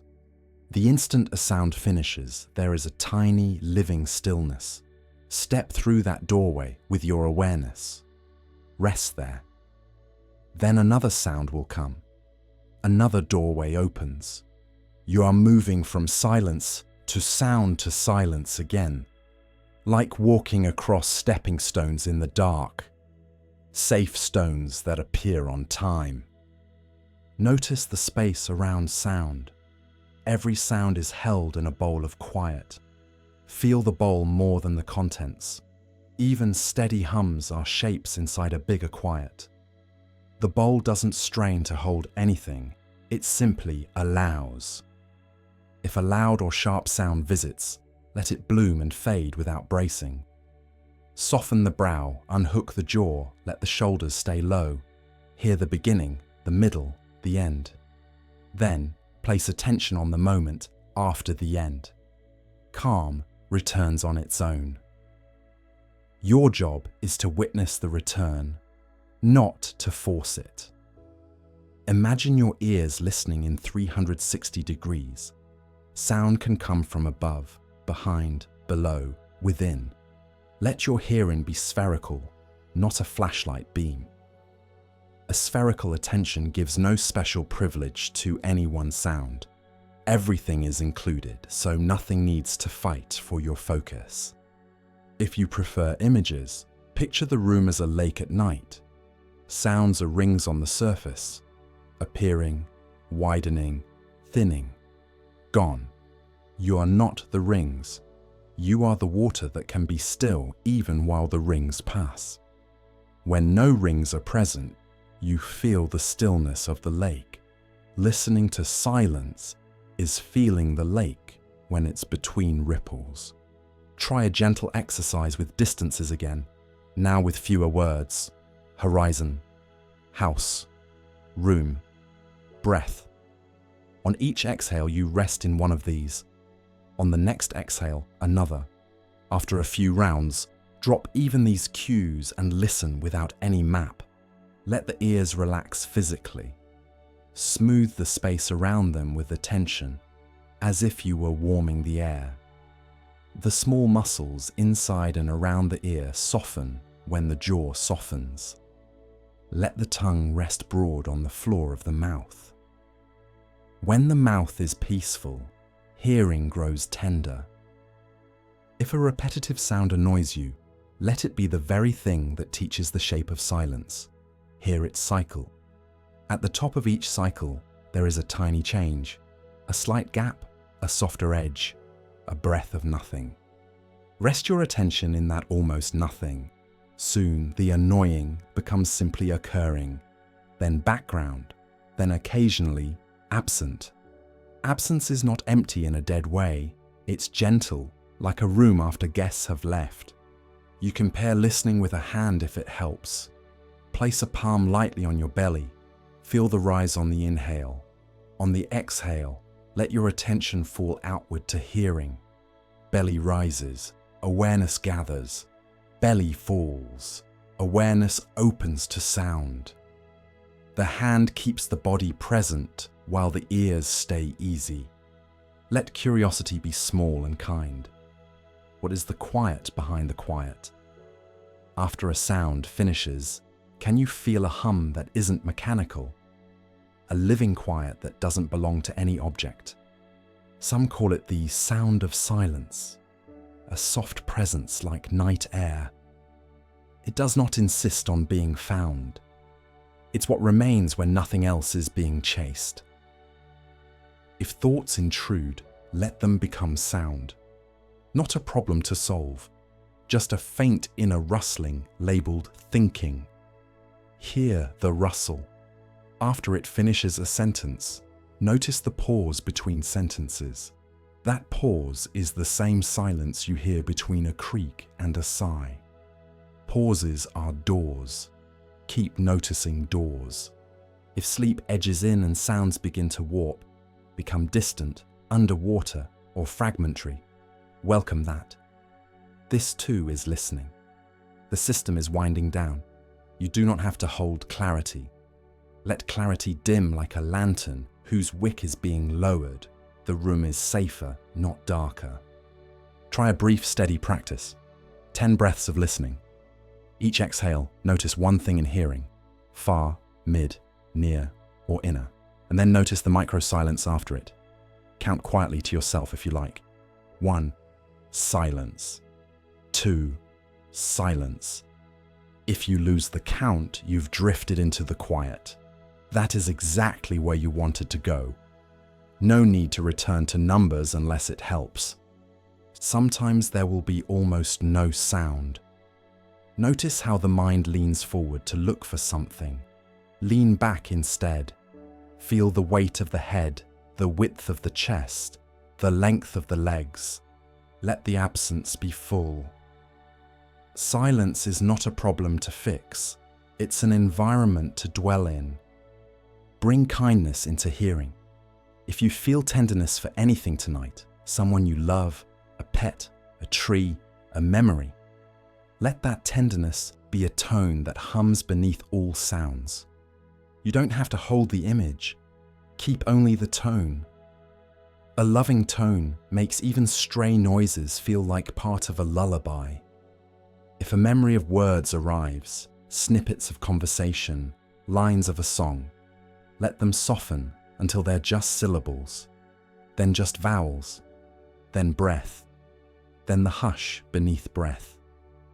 Follow the trailing edges down the staircase to quiet. The bottom step is soft and wide. Let your attention rest now mostly in the after. A sound touches the room. The room returns to quiet. Another sound. Quiet returns. Stay with the returning. The nervous system learns safety by watching the world resolve itself without your interference. Feel how this listening loosens the body. Forehead smooth, eyes cool in their sockets, cheeks unworked, throat unblocked, chest moving like curtains in a breeze, belly unbossed, hands open by their own choice, hips heavy and content, feet warm and done. The whole body listens, the whole body quiets. If you want a small closing ritual, do this. For 3 breaths, imagine a bell very far away, struck gently. You don't hear the strike, only the fading note, thinner, softer, thinner, softer, until it becomes silence that is not the absence of sound but the presence of peace. Breath 1, the fading. Breath 2, the thinner fading. Breath 3, the silence that remains. Then let even the bell go. From here, you don't have to keep listening. Silence will keep listening to you. It will hold the room while you sleep. It will hold your breath while it slows. It will hold your dreams like a lake holds reflected stars. If sleep comes now, let it come. If wakefulness lingers, rest inside this gentle hearing. Sounds arrive, sounds pass, and you remain in the open doorway that never has to close. Let the room be exactly as it is. The sheet is not perfectly smooth. The blanket falls a little heavier on one side. A crease touches your ankle. Somewhere, a floorboard remembers to creak. The air has a small draft. This, too, can be restful. Instead of removing every wrinkle, try meeting them with a soft nod. Even this belongs. The night does not need to be flawless to be kind. Take one ordinary breath and let it go. With the next breath, notice one small imperfection in the space. A tiny shadow on the wall, a scuff on the skirting board, a speck on the duvet. Touch it lightly with your attention and offer a blessing. You can stay. Feel what happens in your body when the world is allowed to be slightly uneven. Often, the muscles loosen because there's nothing to fight. Bring this same permission to your body. The jaw isn't symmetrical tonight. The right shoulder sits a little higher than the left. The breath has a rough edge on one side. Let these be. Say quietly inside, of course. The body is a lived-in home, not a showroom. Every softness, every knot, every old ache is proof that you have been here, moving, speaking, loving, carrying. In this light, you do not need to fix yourself to rest. Rest is what happens when fixing is not required. Feel the bed meeting you exactly as you are. Support doesn't ask for your best posture. It takes your true shape. Let the pillow keep the head you actually have, not the one you wish you had on your best day. Let the blanket cover the body that is present, with its warmth in some places and coolness in others. If you notice a cold foot, tuck it under the warm one and let the warm one share. Imperfections often solve each other when they're allowed to touch. Look at the day you just lived, not to grade it, but to pat it gently like a wild animal that has finally wandered close. Some things went sideways. Some words were not the ones you meant. Some moments glittered unexpectedly. Instead of sorting, give the whole day a single bow. Thank you for coming. Thank you for ending. The bow is the gold that joins cracked pieces into a new whole. If a thought insists, it should be quieter. Listen past the word should and hear the wish. I want to feel safe. Answer the wish directly. I am safe enough now. If another says, I should be asleep by now. Hear the true wish. I want to be restored. Answer it gently. I am restoring, even awake. Peace grows where arguments end. Try a small ceremony of acceptance. With the fingertips of one hand, smooth the blanket once, the way you might smooth a friend's hair. Not to straighten it, just to say, I'm here. Then let your hand rest. Choose 3 ordinary floors around you and bless each with one exhale. The wrinkle, belong. The creak, belong. The draft, belong. Notice how the room softens when it is told it doesn't have to impress you. Now let attention turn to the breath and meet it as it actually is. If it is shallow, shallow is welcome. If it is uneven, uneven can lead you home. Feel the small places where breath tugs against resistance. The top of the chest, the side ribs, the belly's edge. Do not push. Breathe around them the way water finds its path around stones. The river is beautiful because of the rocks, not in spite of them.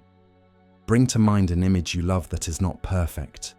A mug with a chip that makes you hold it more carefully. A path that isn't straight, but curves to spare the old tree. A favorite sweater, worn at the elbows, softer for the wear. Let your body be that mug, that path, that sweater. Tenderness arrives when perfection leaves the room. If emotion rises, regret, frustration, loneliness, imagine a small bowl in the chest repaired with golden seams. The feeling is placed in the bowl without explanation. The seams say, broken and mended and beautiful. You don't have to pour the feeling out. You only place it somewhere that can hold it. The bowl rests. You rest. Try a litany for the night, simple and true. On an exhale, say inside, good enough. On the next exhale, safe enough. Then, quiet enough. Then, tired enough. Rotate these 4 if it helps, or rest with just one. Enough is a key that opens locked doors. Settle where you are in the gentlest way you know. Let the bed take your weight, the pillow cradle your head, the blanket become a quiet shelter. Take one small, friendly breath in through the nose. Let it leave on its own. You do not have to try hard at anything now. This is the hour for kindness, and kindness does not require effort, only permission. Place a hand where the breath is easy to feel, belly, chest, or over the heart. If both hands want to rest on the body, let them. If they prefer the mattress, that's fine. We're going to offer simple phrases of goodwill, like warm tea you pour for a guest who has crossed a long distance. Tonight, the guest is you. On the inhale, receive. On the exhale, offer. Begin with yourself, because starting at the source lets the river of kindness flow outward without running dry. Inhale gently. Exhale and think, slowly. May I be safe. Next breath. May I be peaceful. Next breath. May my body be at ease. Next breath. May I sleep in peace. Let the words be soft, almost unsaid. More feeling than speaking. If a phrase doesn't fit, change it. You might prefer, may I feel held. May I rest. May I let go. May I be kind to this moment. Choose 4 that feel like soft clothes and wear them lightly. As you continue, sync the phrases with your breath like a lullaby. Inhale, receive. Exhale, may I be safe. Inhale, receive.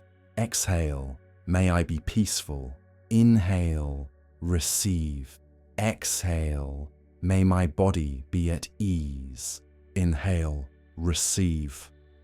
Exhale, may I sleep in peace. If sleepiness is near, shorten them. Safe, peaceful, at ease, in peace, or even just one word repeated like a candle's steady flame. Peace, peace, peace. Let the kindness spread through the body. Offer one phrase to the forehead. May you be soft. To the eyes, may you rest. To the jaw, may you unclench. To the throat, may you open.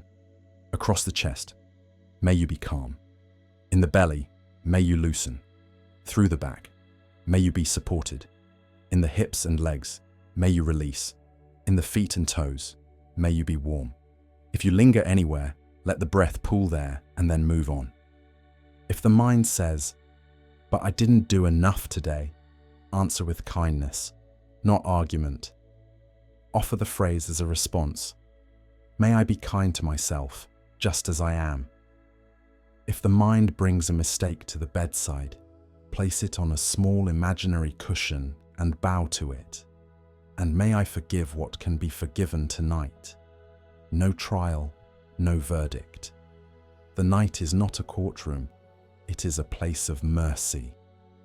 Let the breath lengthen a little on the exhale, not forced, just a soft, slow pouring. When the out-breath is a bit longer, the body hears it's safe to rest. 2 or 3 longer exhales, then return to natural breathing and natural phrases. Kindness isn't a technique, it's a temperature. Now widen the circle, gently. Think of someone you love who makes it easy to feel warm. No complicated story, just a glow when they come to mind. See their face, or just feel their presence. If images tangle you, imagine a small light where they are. As you breathe, offer. May you be safe. May you be peaceful. May your body be at ease. May you sleep in peace. Let the phrases move with your breath, like waves kissing a shore. If emotions rise, gratitude, tenderness, let them move through. You aren't holding the person up. You're sending a simple wish and trusting the world to carry it. Widen again to include someone neutral, someone you encounter but know little about, a neighbor in the hall, a cashier, a delivery driver, the person who tidies the street you walk. Kindness does not ask for a history. It only asks for a direction. Offer the same simple wishes, unadorned. Imagine them receiving just enough rest to make tomorrow softer. If you have the space tonight, touch the edge of someone difficult, lightly, like placing a fragile cup on a table. No need to rehearse the story. You can keep it vague. This difficult presence. You are not excusing anything or inviting harm. You are choosing not to harden your own heart before sleep. Offer small phrases, perhaps gentler ones. May you find the peace that keeps you from causing harm. May I be safe. May we both rest away from struggle tonight. If this is too much, step back. Kindness to yourself includes respecting your limits. Return to your own breath and repeat. May I be safe. May I sleep in peace. Now, let the circle widen to everyone close by. The other rooms of your home, your building, your street, people and animals resting under the same weather as you. Picture lights going out one by one, not into darkness, but into calm. Offer, may we be safe, may we be peaceful, may we sleep in peace. You don't have to feel it completely. The offering is enough. Let the circle widen again, across your town, your country, the whole earth. Somewhere it is evening, somewhere it is dawn, somewhere a child is laughing in their sleep, somewhere an old friend is turning in bed, somewhere someone is keeping watch. Offer the simplest wish: may all beings be safe. May all beings find peace. May all bodies be at ease. May all sleep in peace.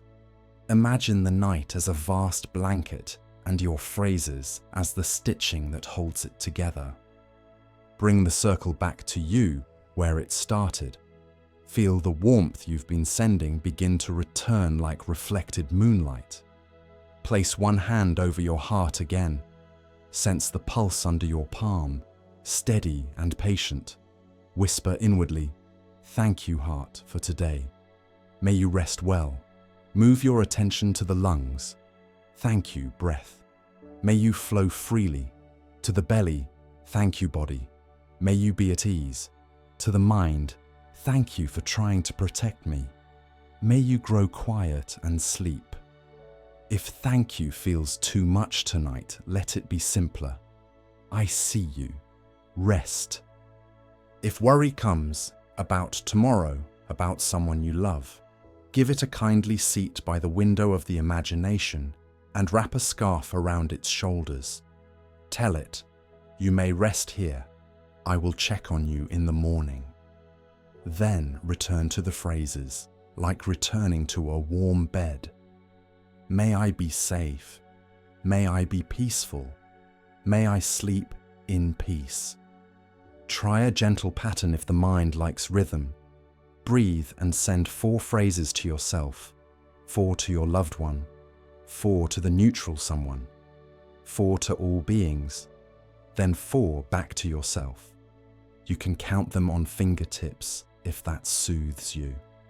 If counting phrase into drowsiness, let it go.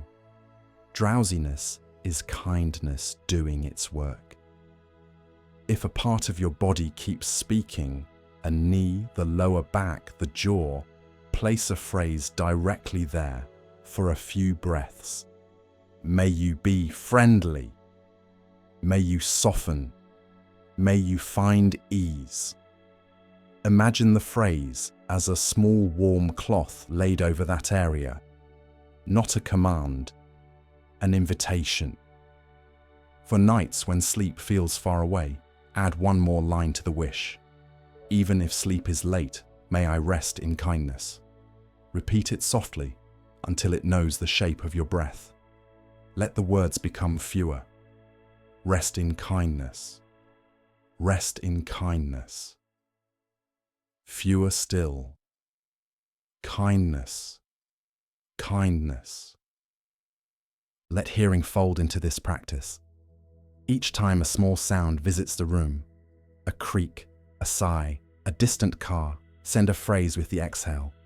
May all who move tonight be safe. May all who rest be peaceful. If there is nearly no sound, send the wish into the open quiet. May this silence be shared by every weary one. The night becomes a messenger. If a face appears in memory, someone you miss or someone you've been worried about, hold them at a safe, gentle distance. Offer the wish once, like placing a blanket over them, and then set them on the shelf labeled "Morning." Your rest is also a gift to them. A rested heart is kinder tomorrow. Now return to yourself as if you were a child you love, already tucked in. Imagine smoothing the blanket once across your own chest, brushing a strand of hair from your own forehead, whispering, "You did enough. You are enough." Rest. If tears come, let them. Tears are warm water. They wash the doorway to sleep. Let the phrases shorten as the edges blur. Safe, peaceful, at ease, in peace. Or a single phrase, repeated on the exhale until even the words fall asleep. May I sleep in peace. If you wish, pair the phrase with a tiny smile, the kind no one would notice in daylight. The nervous system understands that shape and begins to settle. The corners of the mouth teach the heart a gentler rhythm. Widen once more to include all the beings who are awake with you right now. Night shift workers, new parents, nurses, travelers, the worried, the hopeful, the lonely, the joyful, the animals who hunt at night, and the animals who hide, the trees breathing, the oceans turning. Offer the simplest blessing. May we be safe. May we be peaceful. May we all find rest. Then let the circle fade back to the single point that is you, here, now. If sleep starts to take you, let the phrases become like stones dropped in a well, soft plunks that are more felt than heard. If you remain awake, stay with the breath and the kindness, round after round, like fingers rolling prayer beads in the dark. Each bead is a wish. When you notice you've stopped rolling, it means the wish has become the night itself. Close, if you'd like, with one last sequence that touches everything you've included. For myself, may I be safe. For those I love, may you be safe. For those I don't know, may you be safe. For those who trouble me, may you be safe. For all beings, may we be safe. Then let safe become peaceful, then at ease, then sleep in peace, each set lighter than the last, until the words are only breath, and breath is only the body resting. From here, nothing more is required. The kindness you've offered has softened the room. The bed understands, the night understands. You have placed yourself gently in your own care, and that is the deepest pillow. If sleep arrives, let it wrap you. If wakefulness lingers, let it linger inside this warmth. Either way, you are already practicing the truth these phrases point to, that a tender heart can make even wakefulness a place of rest. Settle as you are, not perfectly, just honestly. Let your head be held, your back received, your limbs placed by gravity more than by will. Take one ordinary breath in and let it end by itself. For a little while, you won't do anything to your experience. You will let experience do what it already does. Feel how much of tonight is happening without your help. Breath breathing, heart beating, warmth spreading and cooling, sounds arriving and fading, thoughts forming and dissolving. Notice the relief available when you stop being the manager. If there is a tiny thread of effort left, trying to meditate, trying to sleep, let that thread loosen by a small percentage, as if you turned a dimmer down one notch. Then another. Allow attention to be wide. Not a narrow beam, not a hunt. More like a room with open windows. Whatever enters is allowed. The breath, the weight of your body, a distant noise, a flicker of memory, a feeling that has no name. You don't have to choose one thing. You don't have to push anything away. Let it all belong to the same wide space. Sense contact. The pillow lifting the head, the blanket's touch, the gentle spread of your back into the mattress. Feel how the bed meditates you. It keeps the shape of rest without asking you to hold it together. If a spot is uncomfortable, adjust once, slowly, and then let the new arrangement meditate you again. Thoughts will keep arriving. Let them think themselves. Watch a thought appear, take a shape, thin out, and go back to where unthought things wait. You don't have to stop the stream or steer it. You are the riverbank that allows the water to pass. Breath continues. Let the body decide its rhythm. If there's a natural sigh, let it happen and end. If the breath grows shallow or long, let it. The breath knows the night better than the mind does. You are simply noticing the night being breathed. Imagine awareness as sky. Sensations are weather. Tonight there may be a breeze across the cheeks, a small cloud behind the eyes, a warm front in the belly, a few brief showers of thought. Weather changes itself. Sky does not strain to clear it. Sky is present for all of it. Rest as that presence. If judgment appears, too restless, too sleepy, not deep enough, see if you can hold even the judge in the same space. The judge is just another visitor. It will say its line and go. You don't have to argue or agree. Let hearing be simple. Sounds at every distance included without comment. Let seeing be simple. Behind closed eyes, a grainy field of dark and light that needs no improvement. Let feeling be simple. A body of gentle pressures, temperatures and pulses. Nothing is required of you but to allow. If you notice yourself leaning forward inside, reaching for a better breath, a better thought, a better calm, lean back a few millimeters in spirit. Set the imaginary cup down. Let the moment come to you. It will. There may be an impulse to pick a technique. If that happens, see if you can notice the impulse and loosen it. For a breath or two, drop every method. Not even dropping, just no extra layer. Just lying here, awake or becoming less awake. Dullness might drift in like fog. Let it. If you start to slide under too quickly, lightly brighten, without breaking the spell. You could soften the eyelids open a sliver, feel the cool air at the nostrils for one breath, then let the eyes rest again. Dullness isn't wrong. It is another weather pattern moving through a sky that doesn't mind. Restlessness might spark an urge to move, a catalogue of items, a sudden storyline.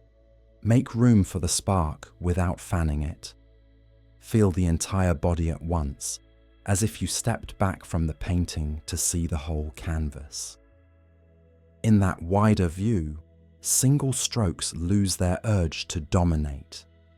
Scan without trying to fix. Forehead present, jaw present, throat present, chest present, belly present, pelvis and hips present, legs and feet present, hands present, back present. Present simply means included. Inclusion is the softest medicine. Let the sense of me doing this relax. Notice how experience continues even when you ease off the role of doer. Sound. Warmth warms. Cooling cools. Sleepiness, if it comes on its own feet. You can be the audience rather than the actor.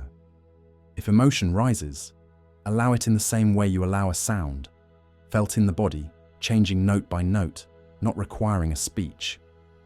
See if there is a place that holds it. Throat, chest, belly. Give that place room. Not breath to push it away, not words to dress it. Just room. Often, what has room does not need to shout. Be curious about edges. Where does hand, end and air begin? Where does back end and mattress begin? If the edges blur, let them blur. If they remain clear, let them remain clear. In this practice, whichever way the moment is shaped is correct.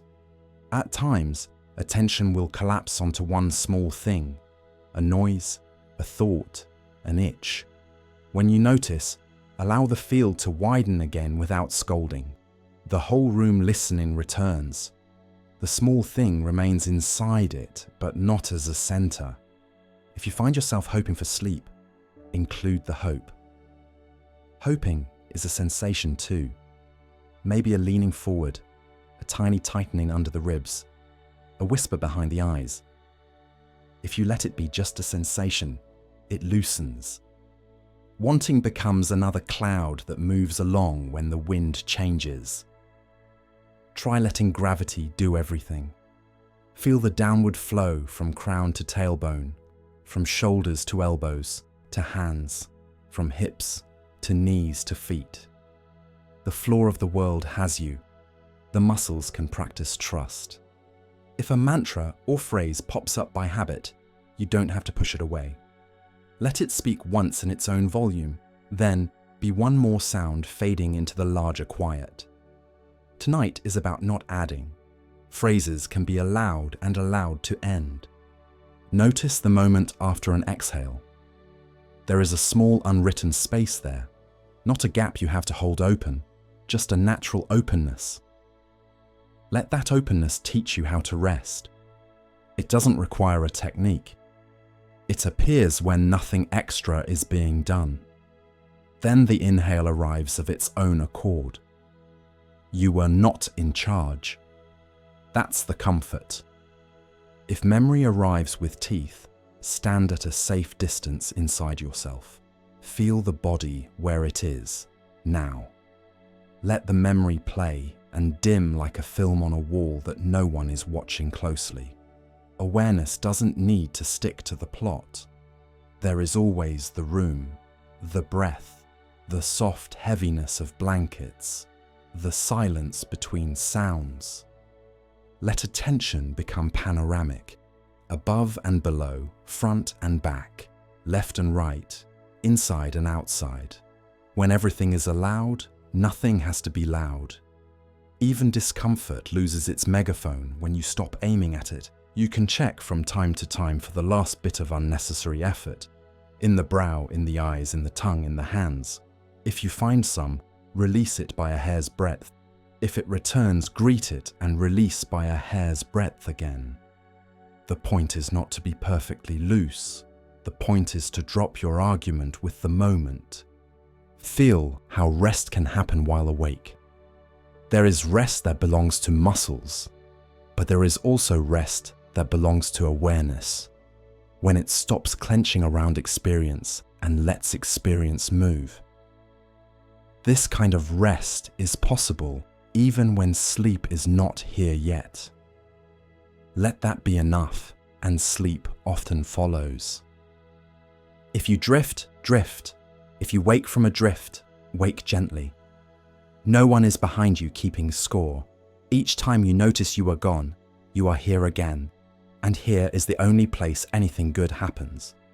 At some point, you may forget the practice entirely and find yourself simply lying in a quiet room. That forgetting is success. If you remember again, you can choose not to pick anything up. Just continue as the quiet room with a breathing body inside it. If a closing is helpful, let it be small. Just this. One breath, just this. Another breath, just this. Then let even those words fade. The night does not require your commentary. It was night before you named it, and will be night after. The bed knows how to hold you. The breath knows how to move. Awareness knows how to be open. From here, the practice can continue by itself. You don't have to do it. It is being done. Whether sleep comes now or later, you are already resting in the place where sleep begins. Easy, wide, unguarded. If anything more appears, let it appear inside this. If it leaves, let it leave inside this. Nothing is missing. Nothing needs to be added. Let your body settle as if it were finding its true shape for the night. Allow gravity to finish your work for you. The pillow holds your head in quiet hands. The mattress receives your back. The blanket drapes like evening sky. Take one easy breath in through the nose and let the exhale go all the way down and out by itself. Nothing to correct. Nothing to improve. Now, feel the body as a mountain, not a mountain you have to build, one that is already here, revealed as you stop moving. Notice the heavy, steady places first, the back broadening into the bed, the weight of the hips, the long rest of the legs, the quiet of the feet. Let these places declare themselves. Stillness gathers in layers, like stone settling on stone. Imagine the crown of your head as the mountain's peak. cool air touches it. The face is the high slope, soft snowfield.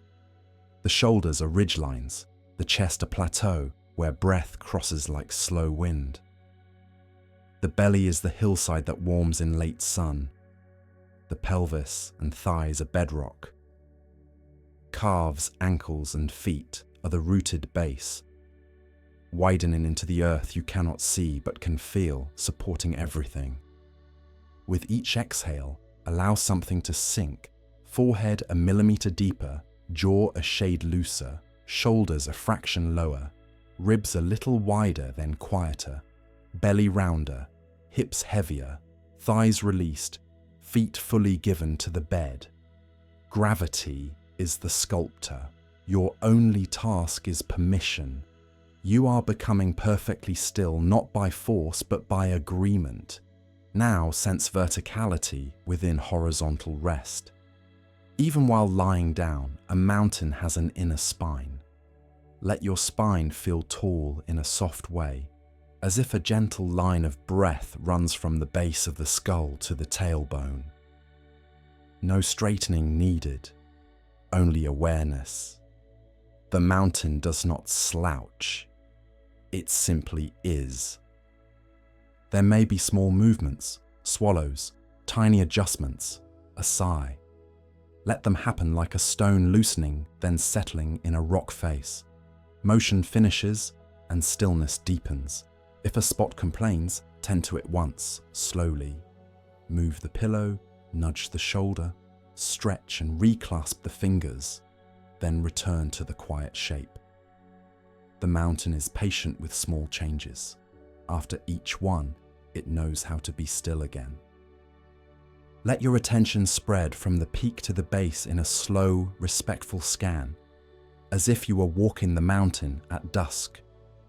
Crown, forehead, eyes cooling in their caves, the gentle ledge of cheekbones, the doorway of the lips, the hinges of the jaw unhooking, the pass of the throat open and safe, the broad shoulders drifting slightly down slope, the upper back widening, the chest easing, the arms lying like side ridges, elbows, forearms, wrists, palms open and quiet on the ground of the bed.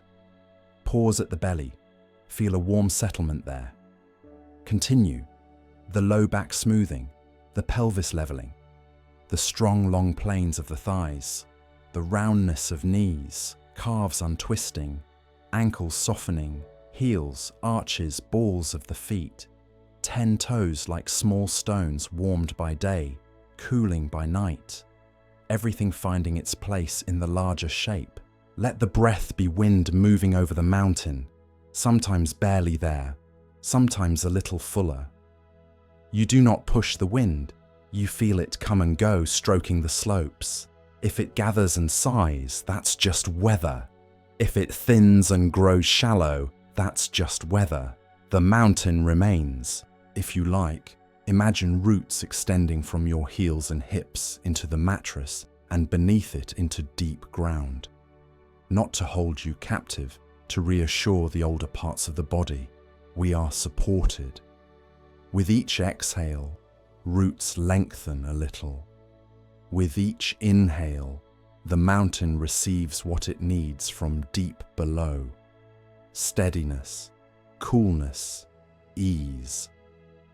Now, within the strong quiet of the body as mountain, find the lake. Let it be in the bowl of the belly or just behind the navel.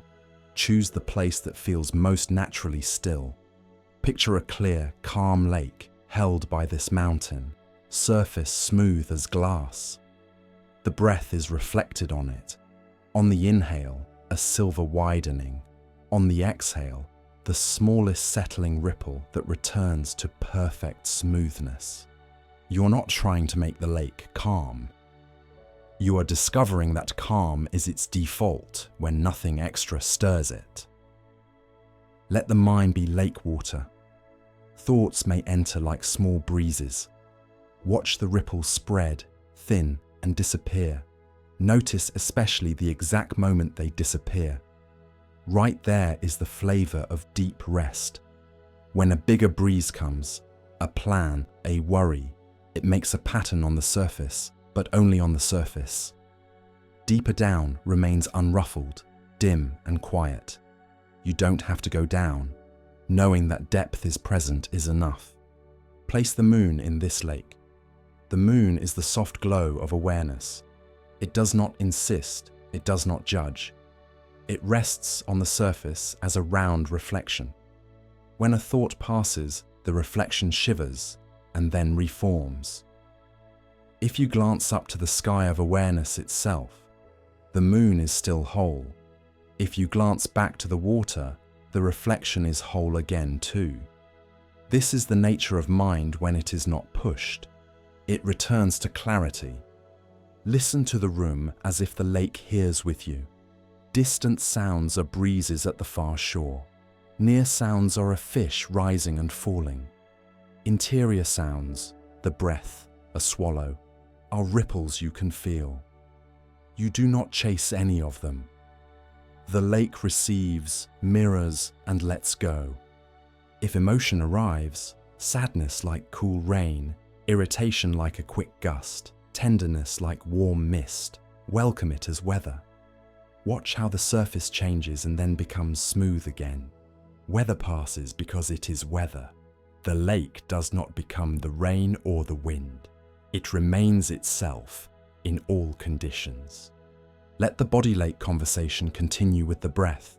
Inhale, the shoreline expands a hair. Exhale, the shoreline returns without effort. Inhale, clarity rises from below.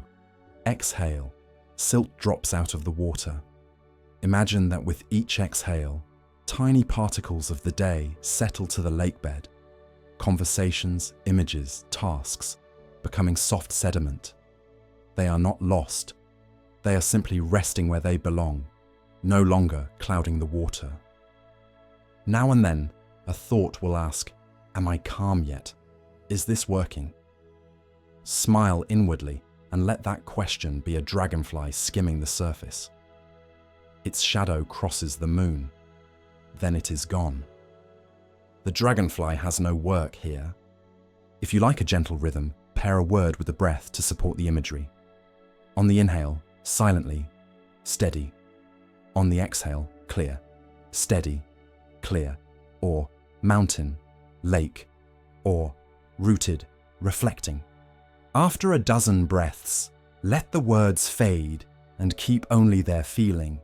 Bring particular kindness to any place that resists stillness. A tight jaw. Let the lake's coolness wash over that shoreline. A guarded chest. Let moonlight linger there until the water shines back. A fidgeting foot. Imagine the base of the mountain widening an inch beneath it. When inclusion is offered, resistance often rests on its own. Try a slow circle through the senses while keeping the imagery, feeling, the mountain's weight, sound, the lake's hush, sight, the glow behind closed eyes like moonlight, smell and taste, neutral and simple like high night air. Each sense acknowledged, none overfed. Balance returns to the surface. If you feel a need to move, do so like a mountain adjusting at geological speed. Small, patient, once. Then let the new shape become the new truth. The mountain doesn't apologize for settling, it simply settles. When thoughts multiply, imagine placing a fingertip to the lake's surface and drawing a single, slow line from the center to the edge. That line is one complete exhale.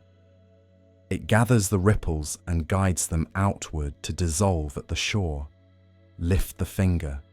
On the inhale, stillness reforms. Repeat a few times. Then let even this image rest. Let the deeper body join the scene. Picture your back body as the mountain's shadow. Vast, cool, protective. Your front body is the sunlit slope. Warm, open, receptive. Between them, the lake lies cradled. Breath moves like light and shade crossing the terrain. Nothing is in conflict. all is held. A helpful check, the 4 quiets. Quiet brow, quiet jaw, quiet hands, quiet belly. Touch each with attention. If one is not quiet, give it a breath and a line from the imagery. Brow, moon reflected. Jaw, stone finding its ledge. Hands, fallen leaves on clear water. Belly, still lake held by mountain. Then return to the whole. You can count rounds if you enjoy structure. 10 breaths, observing the mountain body. 10 breaths, observing the lake mind. 10 breaths, holding both together. Repeat as you like. If you lose the count, it means you drifted into the quiet you were seeking. That is success wearing a simple face. Let time fall out of the picture. Mountains do not hurry. Lakes do not check clocks. If a clock thought appears, see it as a ripple. It widens, thins, and vanishes. The mountain remains. The lake reflects what is here, not what should be here. Notice now how steadiness in the body begins to tutor the mind without words. When the body is willing to be mountain, the mind learns to be lake. When the mind is willing to be lake, the body trusts its own weight. They lean into each other. Unnecessary vigilance loosens from the shoulders, from the tongue, from behind the eyes. What is left is dignity without effort. If a sound startles you, imagine it as a stone dropped in the water. Hear the first plunk. Watch the rings move outward. Count 3 rings if that helps, and then return to smoothness. The mountain did not move. Let your body emulate that confidence. The nervous system learns safety by experiencing the world settle after small disturbances. Bring warmth if the night feels cool. Picture low sun still touching the upper slopes. Rosy, kind. Or imagine a gentle radiance rising from the lake bed, enough to keep the surface clear.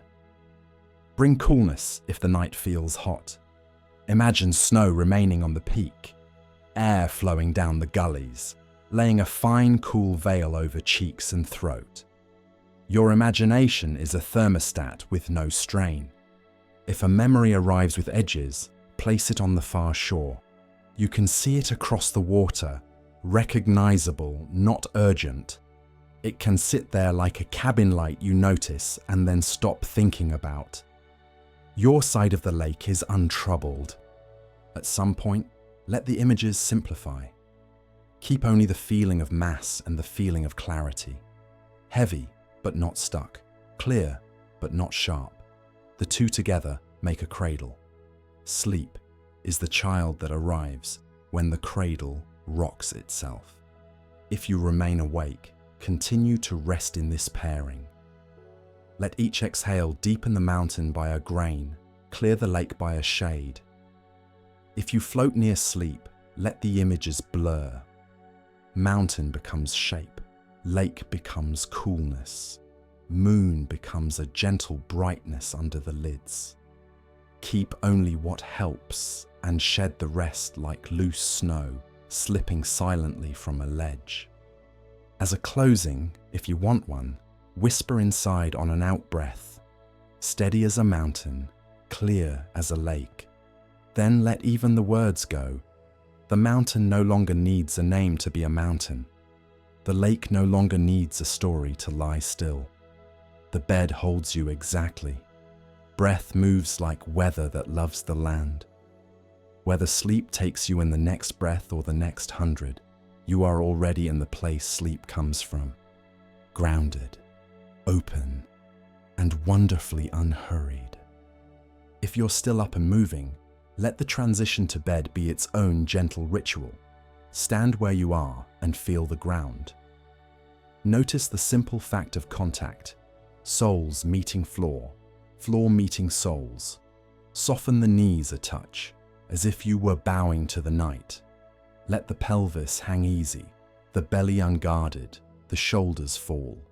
Imagine a thread lifting the crown of your head, lengthening the back of the neck.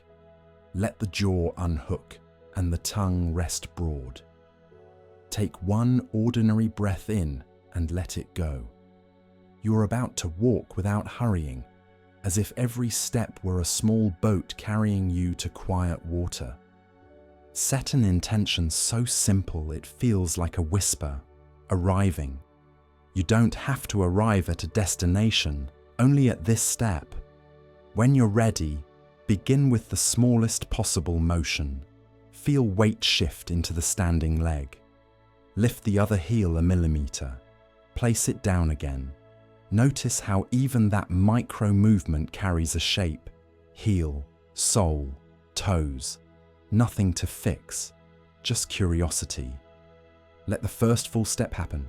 Heel touches down, the sole rolls, toes release. The trailing foot unweights, glides, lands. Step becomes step without any pushing from you. If it helps, let a quiet rhythm ride your breath.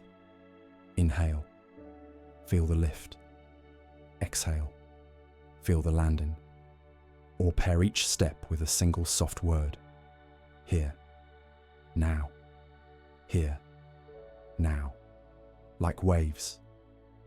Keep your gaze soft and low, or close the eyes briefly between steps if it's safe to do so. See the hallway as if for the first time, the grain in the floor, a shadow at the baseboard, the faint sheen of night on the door handle. Listen without naming. Your footsteps are gentler than you think. Let them be part of the room's hush. Let the footfalls slow enough that you can feel their 3 notes each time. Heel, sole, toes. Notice the micropause after the toes leave the floor, like the stillness at the bottom of an exhale. If impatience arrives, take it with you like a small bird perched on your shoulder. It doesn't need shooing. It will fly off on its own when the pace becomes interesting. If the path includes small tasks, switching off a light, closing a drawer, setting a glass in the sink, let them become beads on the same string. Reach, touch, turn and set with the same slowness. Feel the object's temperature, the weight, the sound it makes when it meets its place. Allow each completion to say, "It's over for today." If you use a phone as a clock or alarm, make even this a ritual. Face down. Do not rehearse the world it contains. Place it as if laying a leaf on still water. Whisper inwardly, "Not now." The room is kinder the instant that thought rests. Return to your steps. If the distance to bed is short, take fewer, softer steps. If it's longer, let your cadence be like breathing, steady, unforced. You might count quietly to 10, not as a goal, but as a circle. 1 to 10, back to 1. If you lose the number, that is the mind setting itself down. Begin again with a small smile. Notice your feet as teachers. The left foot says, "Arrive." The right foot answers, "You are." The left says, "Arrive." The right says, "You are." If a squeaky floorboard speaks, receive it. Let the next step be even lighter, like placing the foot in fresh snow. The body knows how to soften. Turn corners with the same unhurried care. Feel the arc of the turn in your ribs, the way one shoulder opens and the other eases back. Let the air change on your skin as you enter a different room. The temperature shift is part of the walk. Everything tonight belongs. If restlessness vibrates in the legs, don't argue with it. Give it a job. Measure 1 full breath per step for 5 steps. Then return to natural breathing and let the legs follow. Restlessness often wanted only to be seen moving slowly. When you reach the bedroom doorway, pause for a breath where the threshold touches your feet. Thresholds are invitations. On the next exhale, step through as if crossing from weather to shelter. Feel the difference in light, sound, and silence. The bed is already holding your shape in imagination. If you like small verses, let them be no more than a few syllables. Breathing in, arriving. Breathing out, home, or simply in, out, in, out. The words will fade, the feeling will remain. Make one pass through the room, reducing anything that tugs at attention. Fold a corner of the blanket once. Straighten the pillow with the back of your hand. Pull the sheet so it falls in an easy line. Not perfection, permission. Each tiny act tells the body you can let go. You're doing less, not more. If you share the space, let your steps be kindness. Walk as if you were carrying a sleeping child through a quiet house. The body mirrors the image. Everything becomes lighter. For those nights when the mind is busy, give each step a small destination in the body. Step 1, soften brow. Step 2, soften eyes. Step 3, unclench jaw. Step 4, widen throat. Step 5, release shoulders. Step 6, ease hands. Step 7, loosen belly. Step 8, heavy hips. Step 9, soft knees. Step 10, warm feet. Begin again at 1 and let the map change as needed. If you're already in bed, walk anyway, but in imagination. Picture the floor beside you. Feel the left footstep, heel, sole, toes. Feel the right footstep. Draw 10 slow footprints in the mind, each one dissolving as soon as it's set. With every imagined step, let a small strand of thought drop away like a thread that no longer needs to be held. When you reach 10, your body may feel as if it has been carried a small distance into quieter ground. When you arrive at the bed's edge, sit for a breath as though arriving at a small shrine, hands on thighs or cupped in your lap, spine long in a soft way. Inhale, the chest widens. Exhale, the shoulders drop. Let your feet rest on the ground, receiving the last of the day through the soles like warmth draining from a cup. If you need to, roll the ankles gently, spread the toes, and place them down again with care. Lower yourself without rush. Pivot on the hips, guide with your hands, and let the head find the pillow the way a bird finds its nest. Feel the moment the back meets the mattress. That first contact is a bell. Hear it, stay for it. Then let the rest of you follow like water filling a bowl. If restlessness lingers after you lie down, let the legs mark a few internal steps. On each exhale, imagine the weight moving from hip to knee to ankle to toes, down one side of the body, then back the same way. It's a river, not a march. After a few passes, the river will know the way without you. On nights when you must perform one last task before bed, a final light to switch off, a curtain to draw, turn that movement into the closing of a book. Feel the fingers meet the switch. Hear the small click as a period at the end of a sentence. Let darkness arrive as a soft page turning. The next page is blank and wide.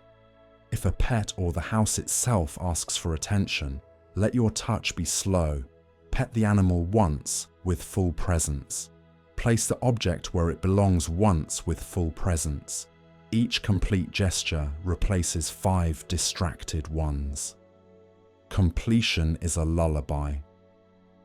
As you settle, you can revisit the 10 steps as a final sequence in stillness. 10 breaths, each one a step. With each exhale step, you pass a small landmark.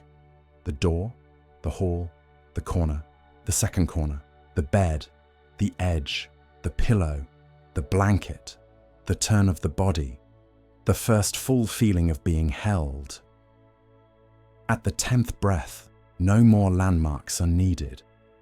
If doubt appears, is this too slow? Am I wasting time? Bow to it like you bowed at the beginning. Doubt is a daytime habit that hasn't put its pajamas on yet. Let it yawn and lie down. Your slowness is not delay, it is the shortest route to the kind of rest you want. Let sound accompany you as a guide and then retire. Footfall, hush. Fabric, hush. Breath, hush. Then only hush. The room is a friend that grows quieter when you stop asking it for conversation. If you wake in the night to use the bathroom or to drink water, resume the same slow walk rather than hurrying back to bed. The body remembers. 3 or 4 mindful steps are enough to pick up the thread and lead you back into the weave of sleep. As a closing, bring your awareness to the soles of the feet. Whether they're on the floor or resting under the blanket, feel the echo of walking, the memory of arrival. Let the echo fade until there is only the sense of being carried. From here, nothing more needs to move. The path has shortened to the length of one breath. The destination has widened to fill the bed. Arriving continues, step after step, even when your feet are perfectly still. If you made tea tonight, let the ritual keep going a little longer. If you didn't, that's fine. This practice works with warm water, with the memory of a cup you once enjoyed, or with imagination alone. What matters is the feeling of warmth held in both hands, the permission to slow down, and the way a simple sip can end a whole day. Begin by letting the room quiet itself around you. Lower the light if you can. Turn your attention from screens to simple shapes. A cup, a kettle, a small tray, a spoon. Notice the stillness before anything happens.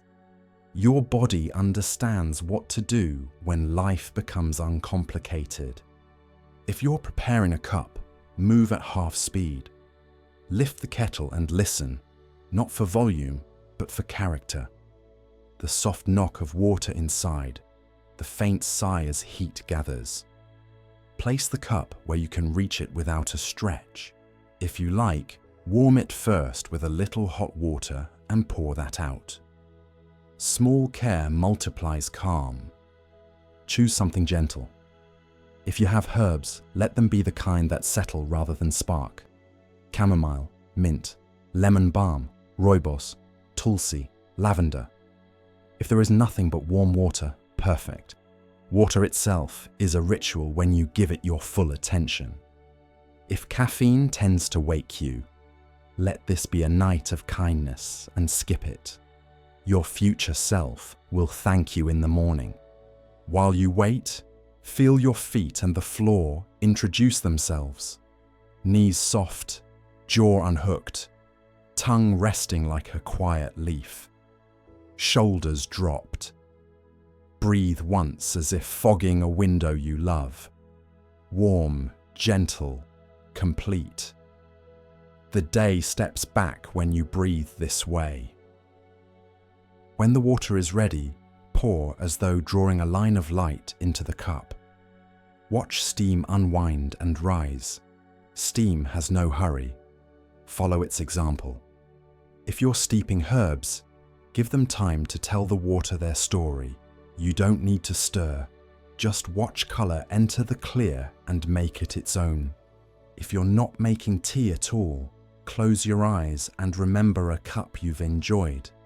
It could be from earlier tonight or years ago. What shape was the cup? What temperature met your lips? Was there a scent? The grass of chamomile? The coolness of mint? The sweetness of honey? You don't have to recreate every detail. Let impressions come and go like steam.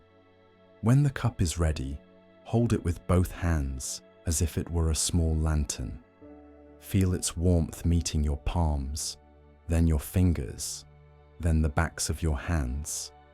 Let that warmth be the teacher tonight. You don't have to think your way toward rest. You can warm your way there.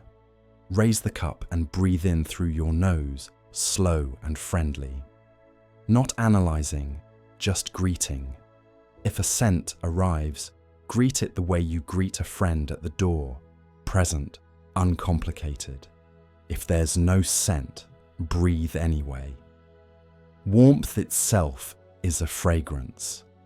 Take your first sip smaller than habit. Let it rest on the tongue, then move across the roof of the mouth, then down the throat as if tracing a smooth path. Feel the exact moment when warmth enters your chest. That's the point where a day can end. Pause there for a breath and notice. The body admits kindness quickly when it arrives as heat. Sip again, and let attention travel with the warmth, down behind the sternum, past the ribs, into the belly. The belly is a place that remembers to let go when it's warmed. If the belly has been guarding, let it hear the message carried by the sip. You can soften now. You can be held from the inside.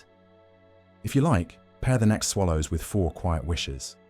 Inhale as you bring the cup near. Exhale as the wish forms silently. Safe. Next sip, peaceful. Next, at ease. Next, rest. If words feel like too much, choose one, or choose none. The cup is already speaking. Put the cup down for a moment and notice your hands after letting go. The warmth remains in the skin, then slips into the small muscles of the palms and wrists. Spread the fingers and close them once, slowly. There is a residue of comfort, like heat in a stone after sun.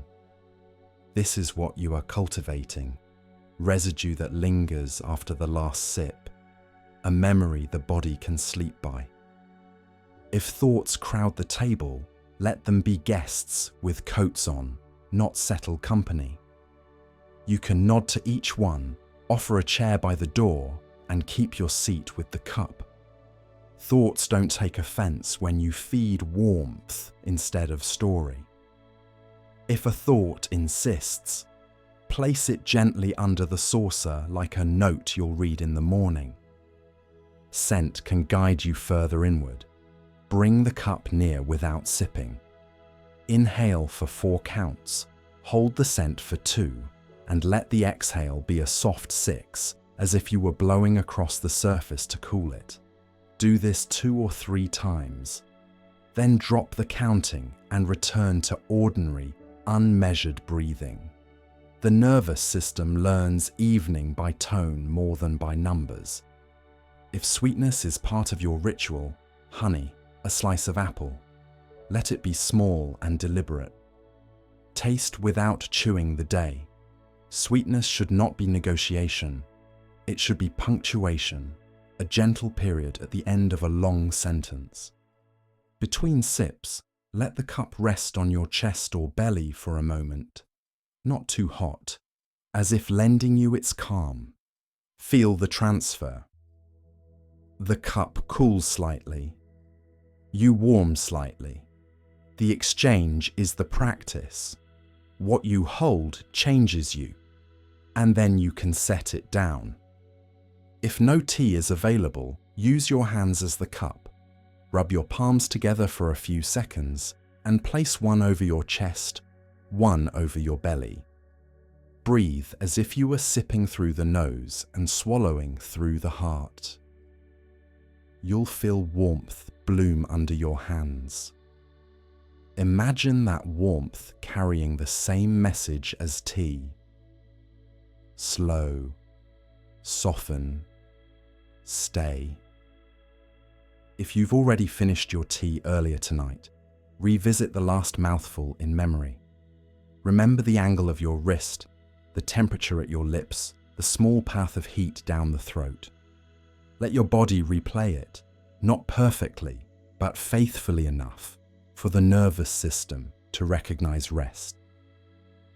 Consider a tiny gatha, a one-line verse you let rise and fall with your breath.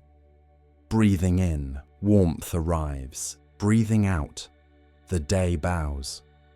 You can simplify further until only the feeling remains. Warmth in, bow out.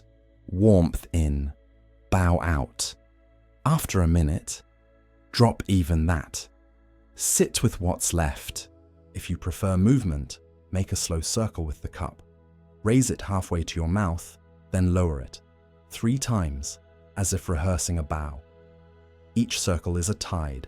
Arrive, receive, return. The repetition soothes. The body understands that returning is safe. Let the breath take on the cup's shape. Inhale as though pouring. Exhale as though settling. Inhale fills. Exhale rests. The belly becomes a small bowl that rises and falls. Picture the surface growing clearer as particles of the day drift down and settle. Clarity is not something you force. It is what remains when agitation is allowed to end. If a worry appears with a sharp edge, dip it in imagined honey and stir it once into the cup. Watch how edges round when held in something warm. Promise the worry it can be revisited after sleep, and then taste your promise in the next sip. The promise will be sweeter than the thought. Halfway through the cup, pause and check 4 places: brow, jaw, hands, belly. If one of these is still voting for vigilance, give it a dedicated swallow. Sip and direct warmth to that area with attention alone. Sip for the brow.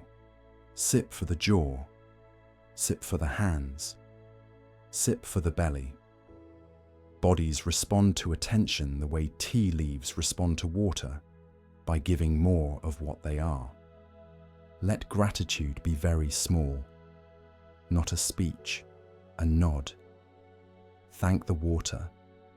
Thank whoever brought the plant to you, grower, picker, packer, or simply thank the plant itself. Thank your own hands for making a cup at this hour. Gratitude closes doors softly.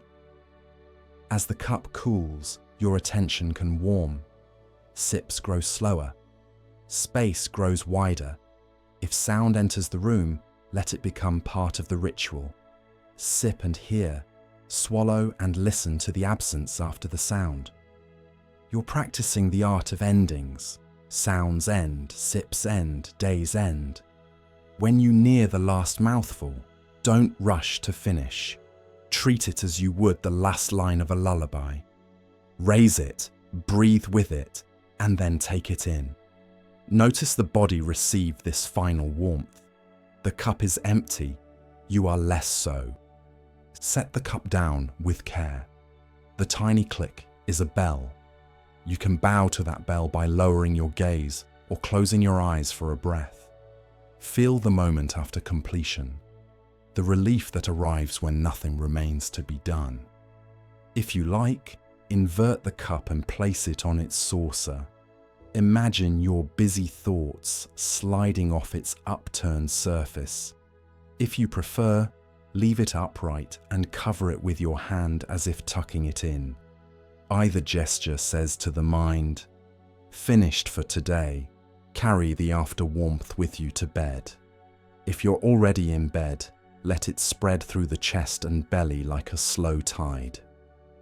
With each exhale, feel the tide draw back, leaving smooth sand where footprints of the day once were. With each inhale, feel a quiet fullness return, not heavy, not bright, just enough. Let your tongue rest loose. Let your breath become the steam that keeps rising even after the kettle is off. A few wisps, then less, then only the memory of heat. You don't have to hold sleep. You only have to cool. If sleep is close, let the ritual go unfinished in your thoughts. The best rituals end themselves. If you're awake a little longer, repeat a small cycle. Inhale, lift the imagined cup. Exhale, sip and release the shoulders. Inhale, lift, exhale, sip and release the belly. After 3 or 4 cycles, put the invisible cup down and let your hands rest where they wish. Close with one line, almost not spoken. Warmth remains. The day bows out. Let the words dissolve like sugar. What stays is simple, a body that has been met with kindness, a breath that has learned the rhythm of pouring and settling, and a night that understands you are ready to be carried. Lie down like a leaf that has finally found its branch for the night. Let your head be cradled, your jaw unhook, your shoulders sink, your belly soften. Take an easy inhale through the nose and let the exhale pour itself out. Nothing to finish, nothing to hold up. This is the time for a simple verse, a small vow that closes the book of the day and opens the door to rest. Bring one hand to the heart and one hand to the belly, or let both hands rest wherever they feel most at home. On your next exhale, let the words arrive in the quiet of your mind. Lying down, I release the day. In this breath, peace. In this night, renewal. Do not speak aloud unless whispering helps. Let the lines ride the breath. Inhale without words. Exhale, and allow the verse to move like gentle tide through you. First line on one breath, second on the next, third on the next. Repeat unhurriedly. Feel how each line does something. Lying down, I release the day. The body hears lying down and agrees to be carried. I release the day gives permission to set the bundles by the door. Notice a tiny slackening in the face, the throat, the belly. In this breath, peace. Not tomorrow's breath, not a better breath. This one. Feel the chest widen on the inhale. Feel the promise arrive on the exhale. In this night, renewal. The nervous system understands this word, even if the mind doubts. Renewal does not require you to earn it. It happens the way dark turns into dawn. Let the verse become a rhythm. If it helps, pair each line with a place in the body. Release the day. Brow, eyes, jaw, soften. This breath, peace. Throat, chest, shoulders, ease. This night, renewal. Belly, hips, legs, feet rest heavy. Repeat 3 soft rounds that way, then relax the mapping and let the words float freely. If thoughts try to negotiate, after one more check, one more plan, offer them a small bow and place them on a shelf labeled morning. Return to the verse. The shelf doesn't need a lock. The promise is kind. Morning will be smarter. Try a second form of the gatha, shorter, fit to a single breath. Exhale. Peace in. Day out. Exhale. Peace in. Day out. Exhale. Peace in. Day out. On the word peace, feel the inhale lift a little at the top of the chest. On day out, let the exhale drain gently down through the belly and into the bed. After 3 breaths, let the inhale and exhale return to their natural length and keep only the feeling. Return, if you like, to the longer verse, but imagine writing it with breath on still water. With each exhale, the line appears as a soft ripple, widens, thins, and disappears. Lying down, I release the day. In this breath, peace. In this night, renewal. Let the edges of the words blur until they are more sensation than language. The message moves even when the letters are gone. Offer a second stanza, a kindness that closes small accounts. What is done is done. What is left can wait. May I forgive this day. May I forgive myself. Speak each line across 4 quiet breaths, or weave them into the spaces between the original lines. You are not signing a contract. You are loosening a knot. If tightness lingers, place the verse where it's needed. Choose a single area: the jaw, the throat, behind the heart, the belly, the hands.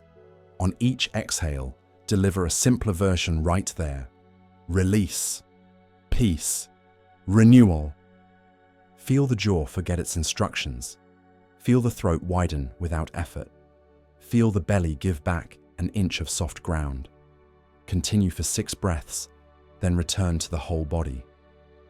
When restlessness sneaks in through a crack, an image, a sentence, a number, let the gatha become a lullaby for that exact visitor. For this thought, release. For this breath, peace. For this night, renewal. Do not argue with the visitor. Tuck it in with the verse and step back. A gentle variation can keep the mind from gripping. Make the lines smaller each round, like a candle being lowered. Lying down, I release the day. In this breath, peace. In this night, renewal. Release the day. This breath, peace. This night, renewal. Release. Peace, renewal. Peace. Renewal. Peace.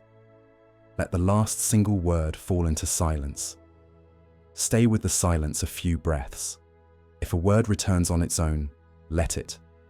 If it doesn't, the silence is already saying it for you. Breathe the gatha through the senses, through seeing. Behind closed eyes, imagine the lines written in faint moonlight that fades as soon as you read it. Through hearing, hear the lines as if spoken from a distance, each one dissolving into the soft after sound. Through feeling, feel the lines as warmth, starting at the heart and moving outward like a tide. Through breath, let the lines be the pause at the bottom of the out-breath. No holding, just the place where nothing is asked of you. Touch the 4 anchors to settle deeper. Quiet brow, quiet jaw, quiet hands, quiet belly. Place the first line on the brow, the second on the hands, the third on the belly, then rest with no lines at all.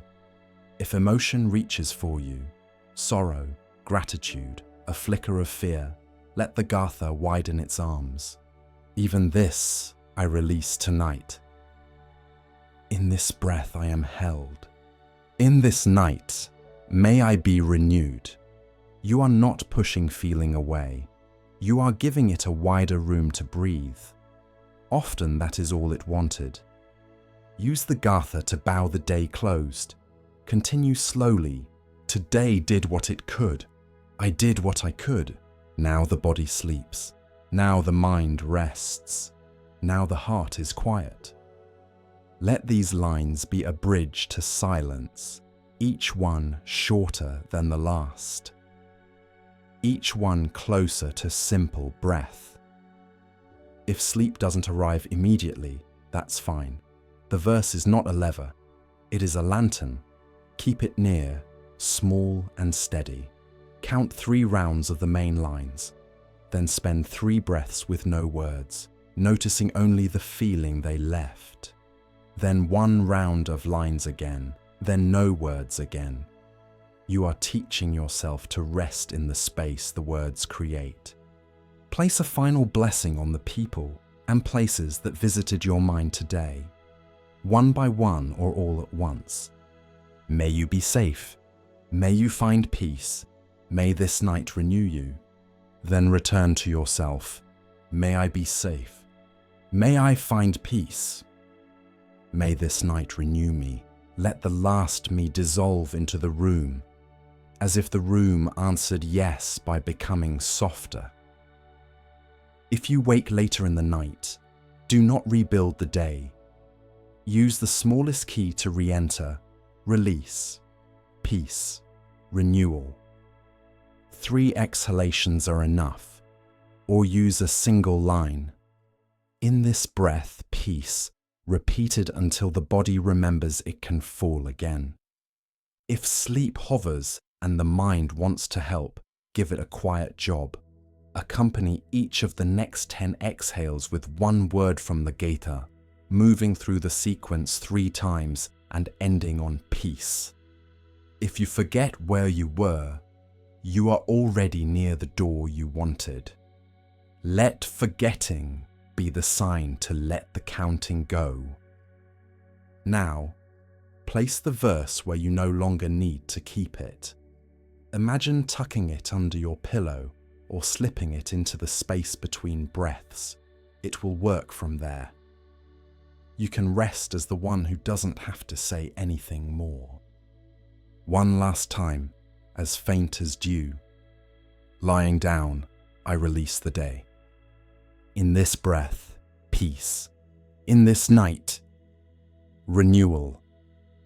Let the words become warmth. Let warmth become weight.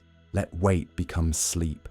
If sleep is not here yet, you are still doing the deepest part, ending the day gently with a vow so small it fits on a single exhale.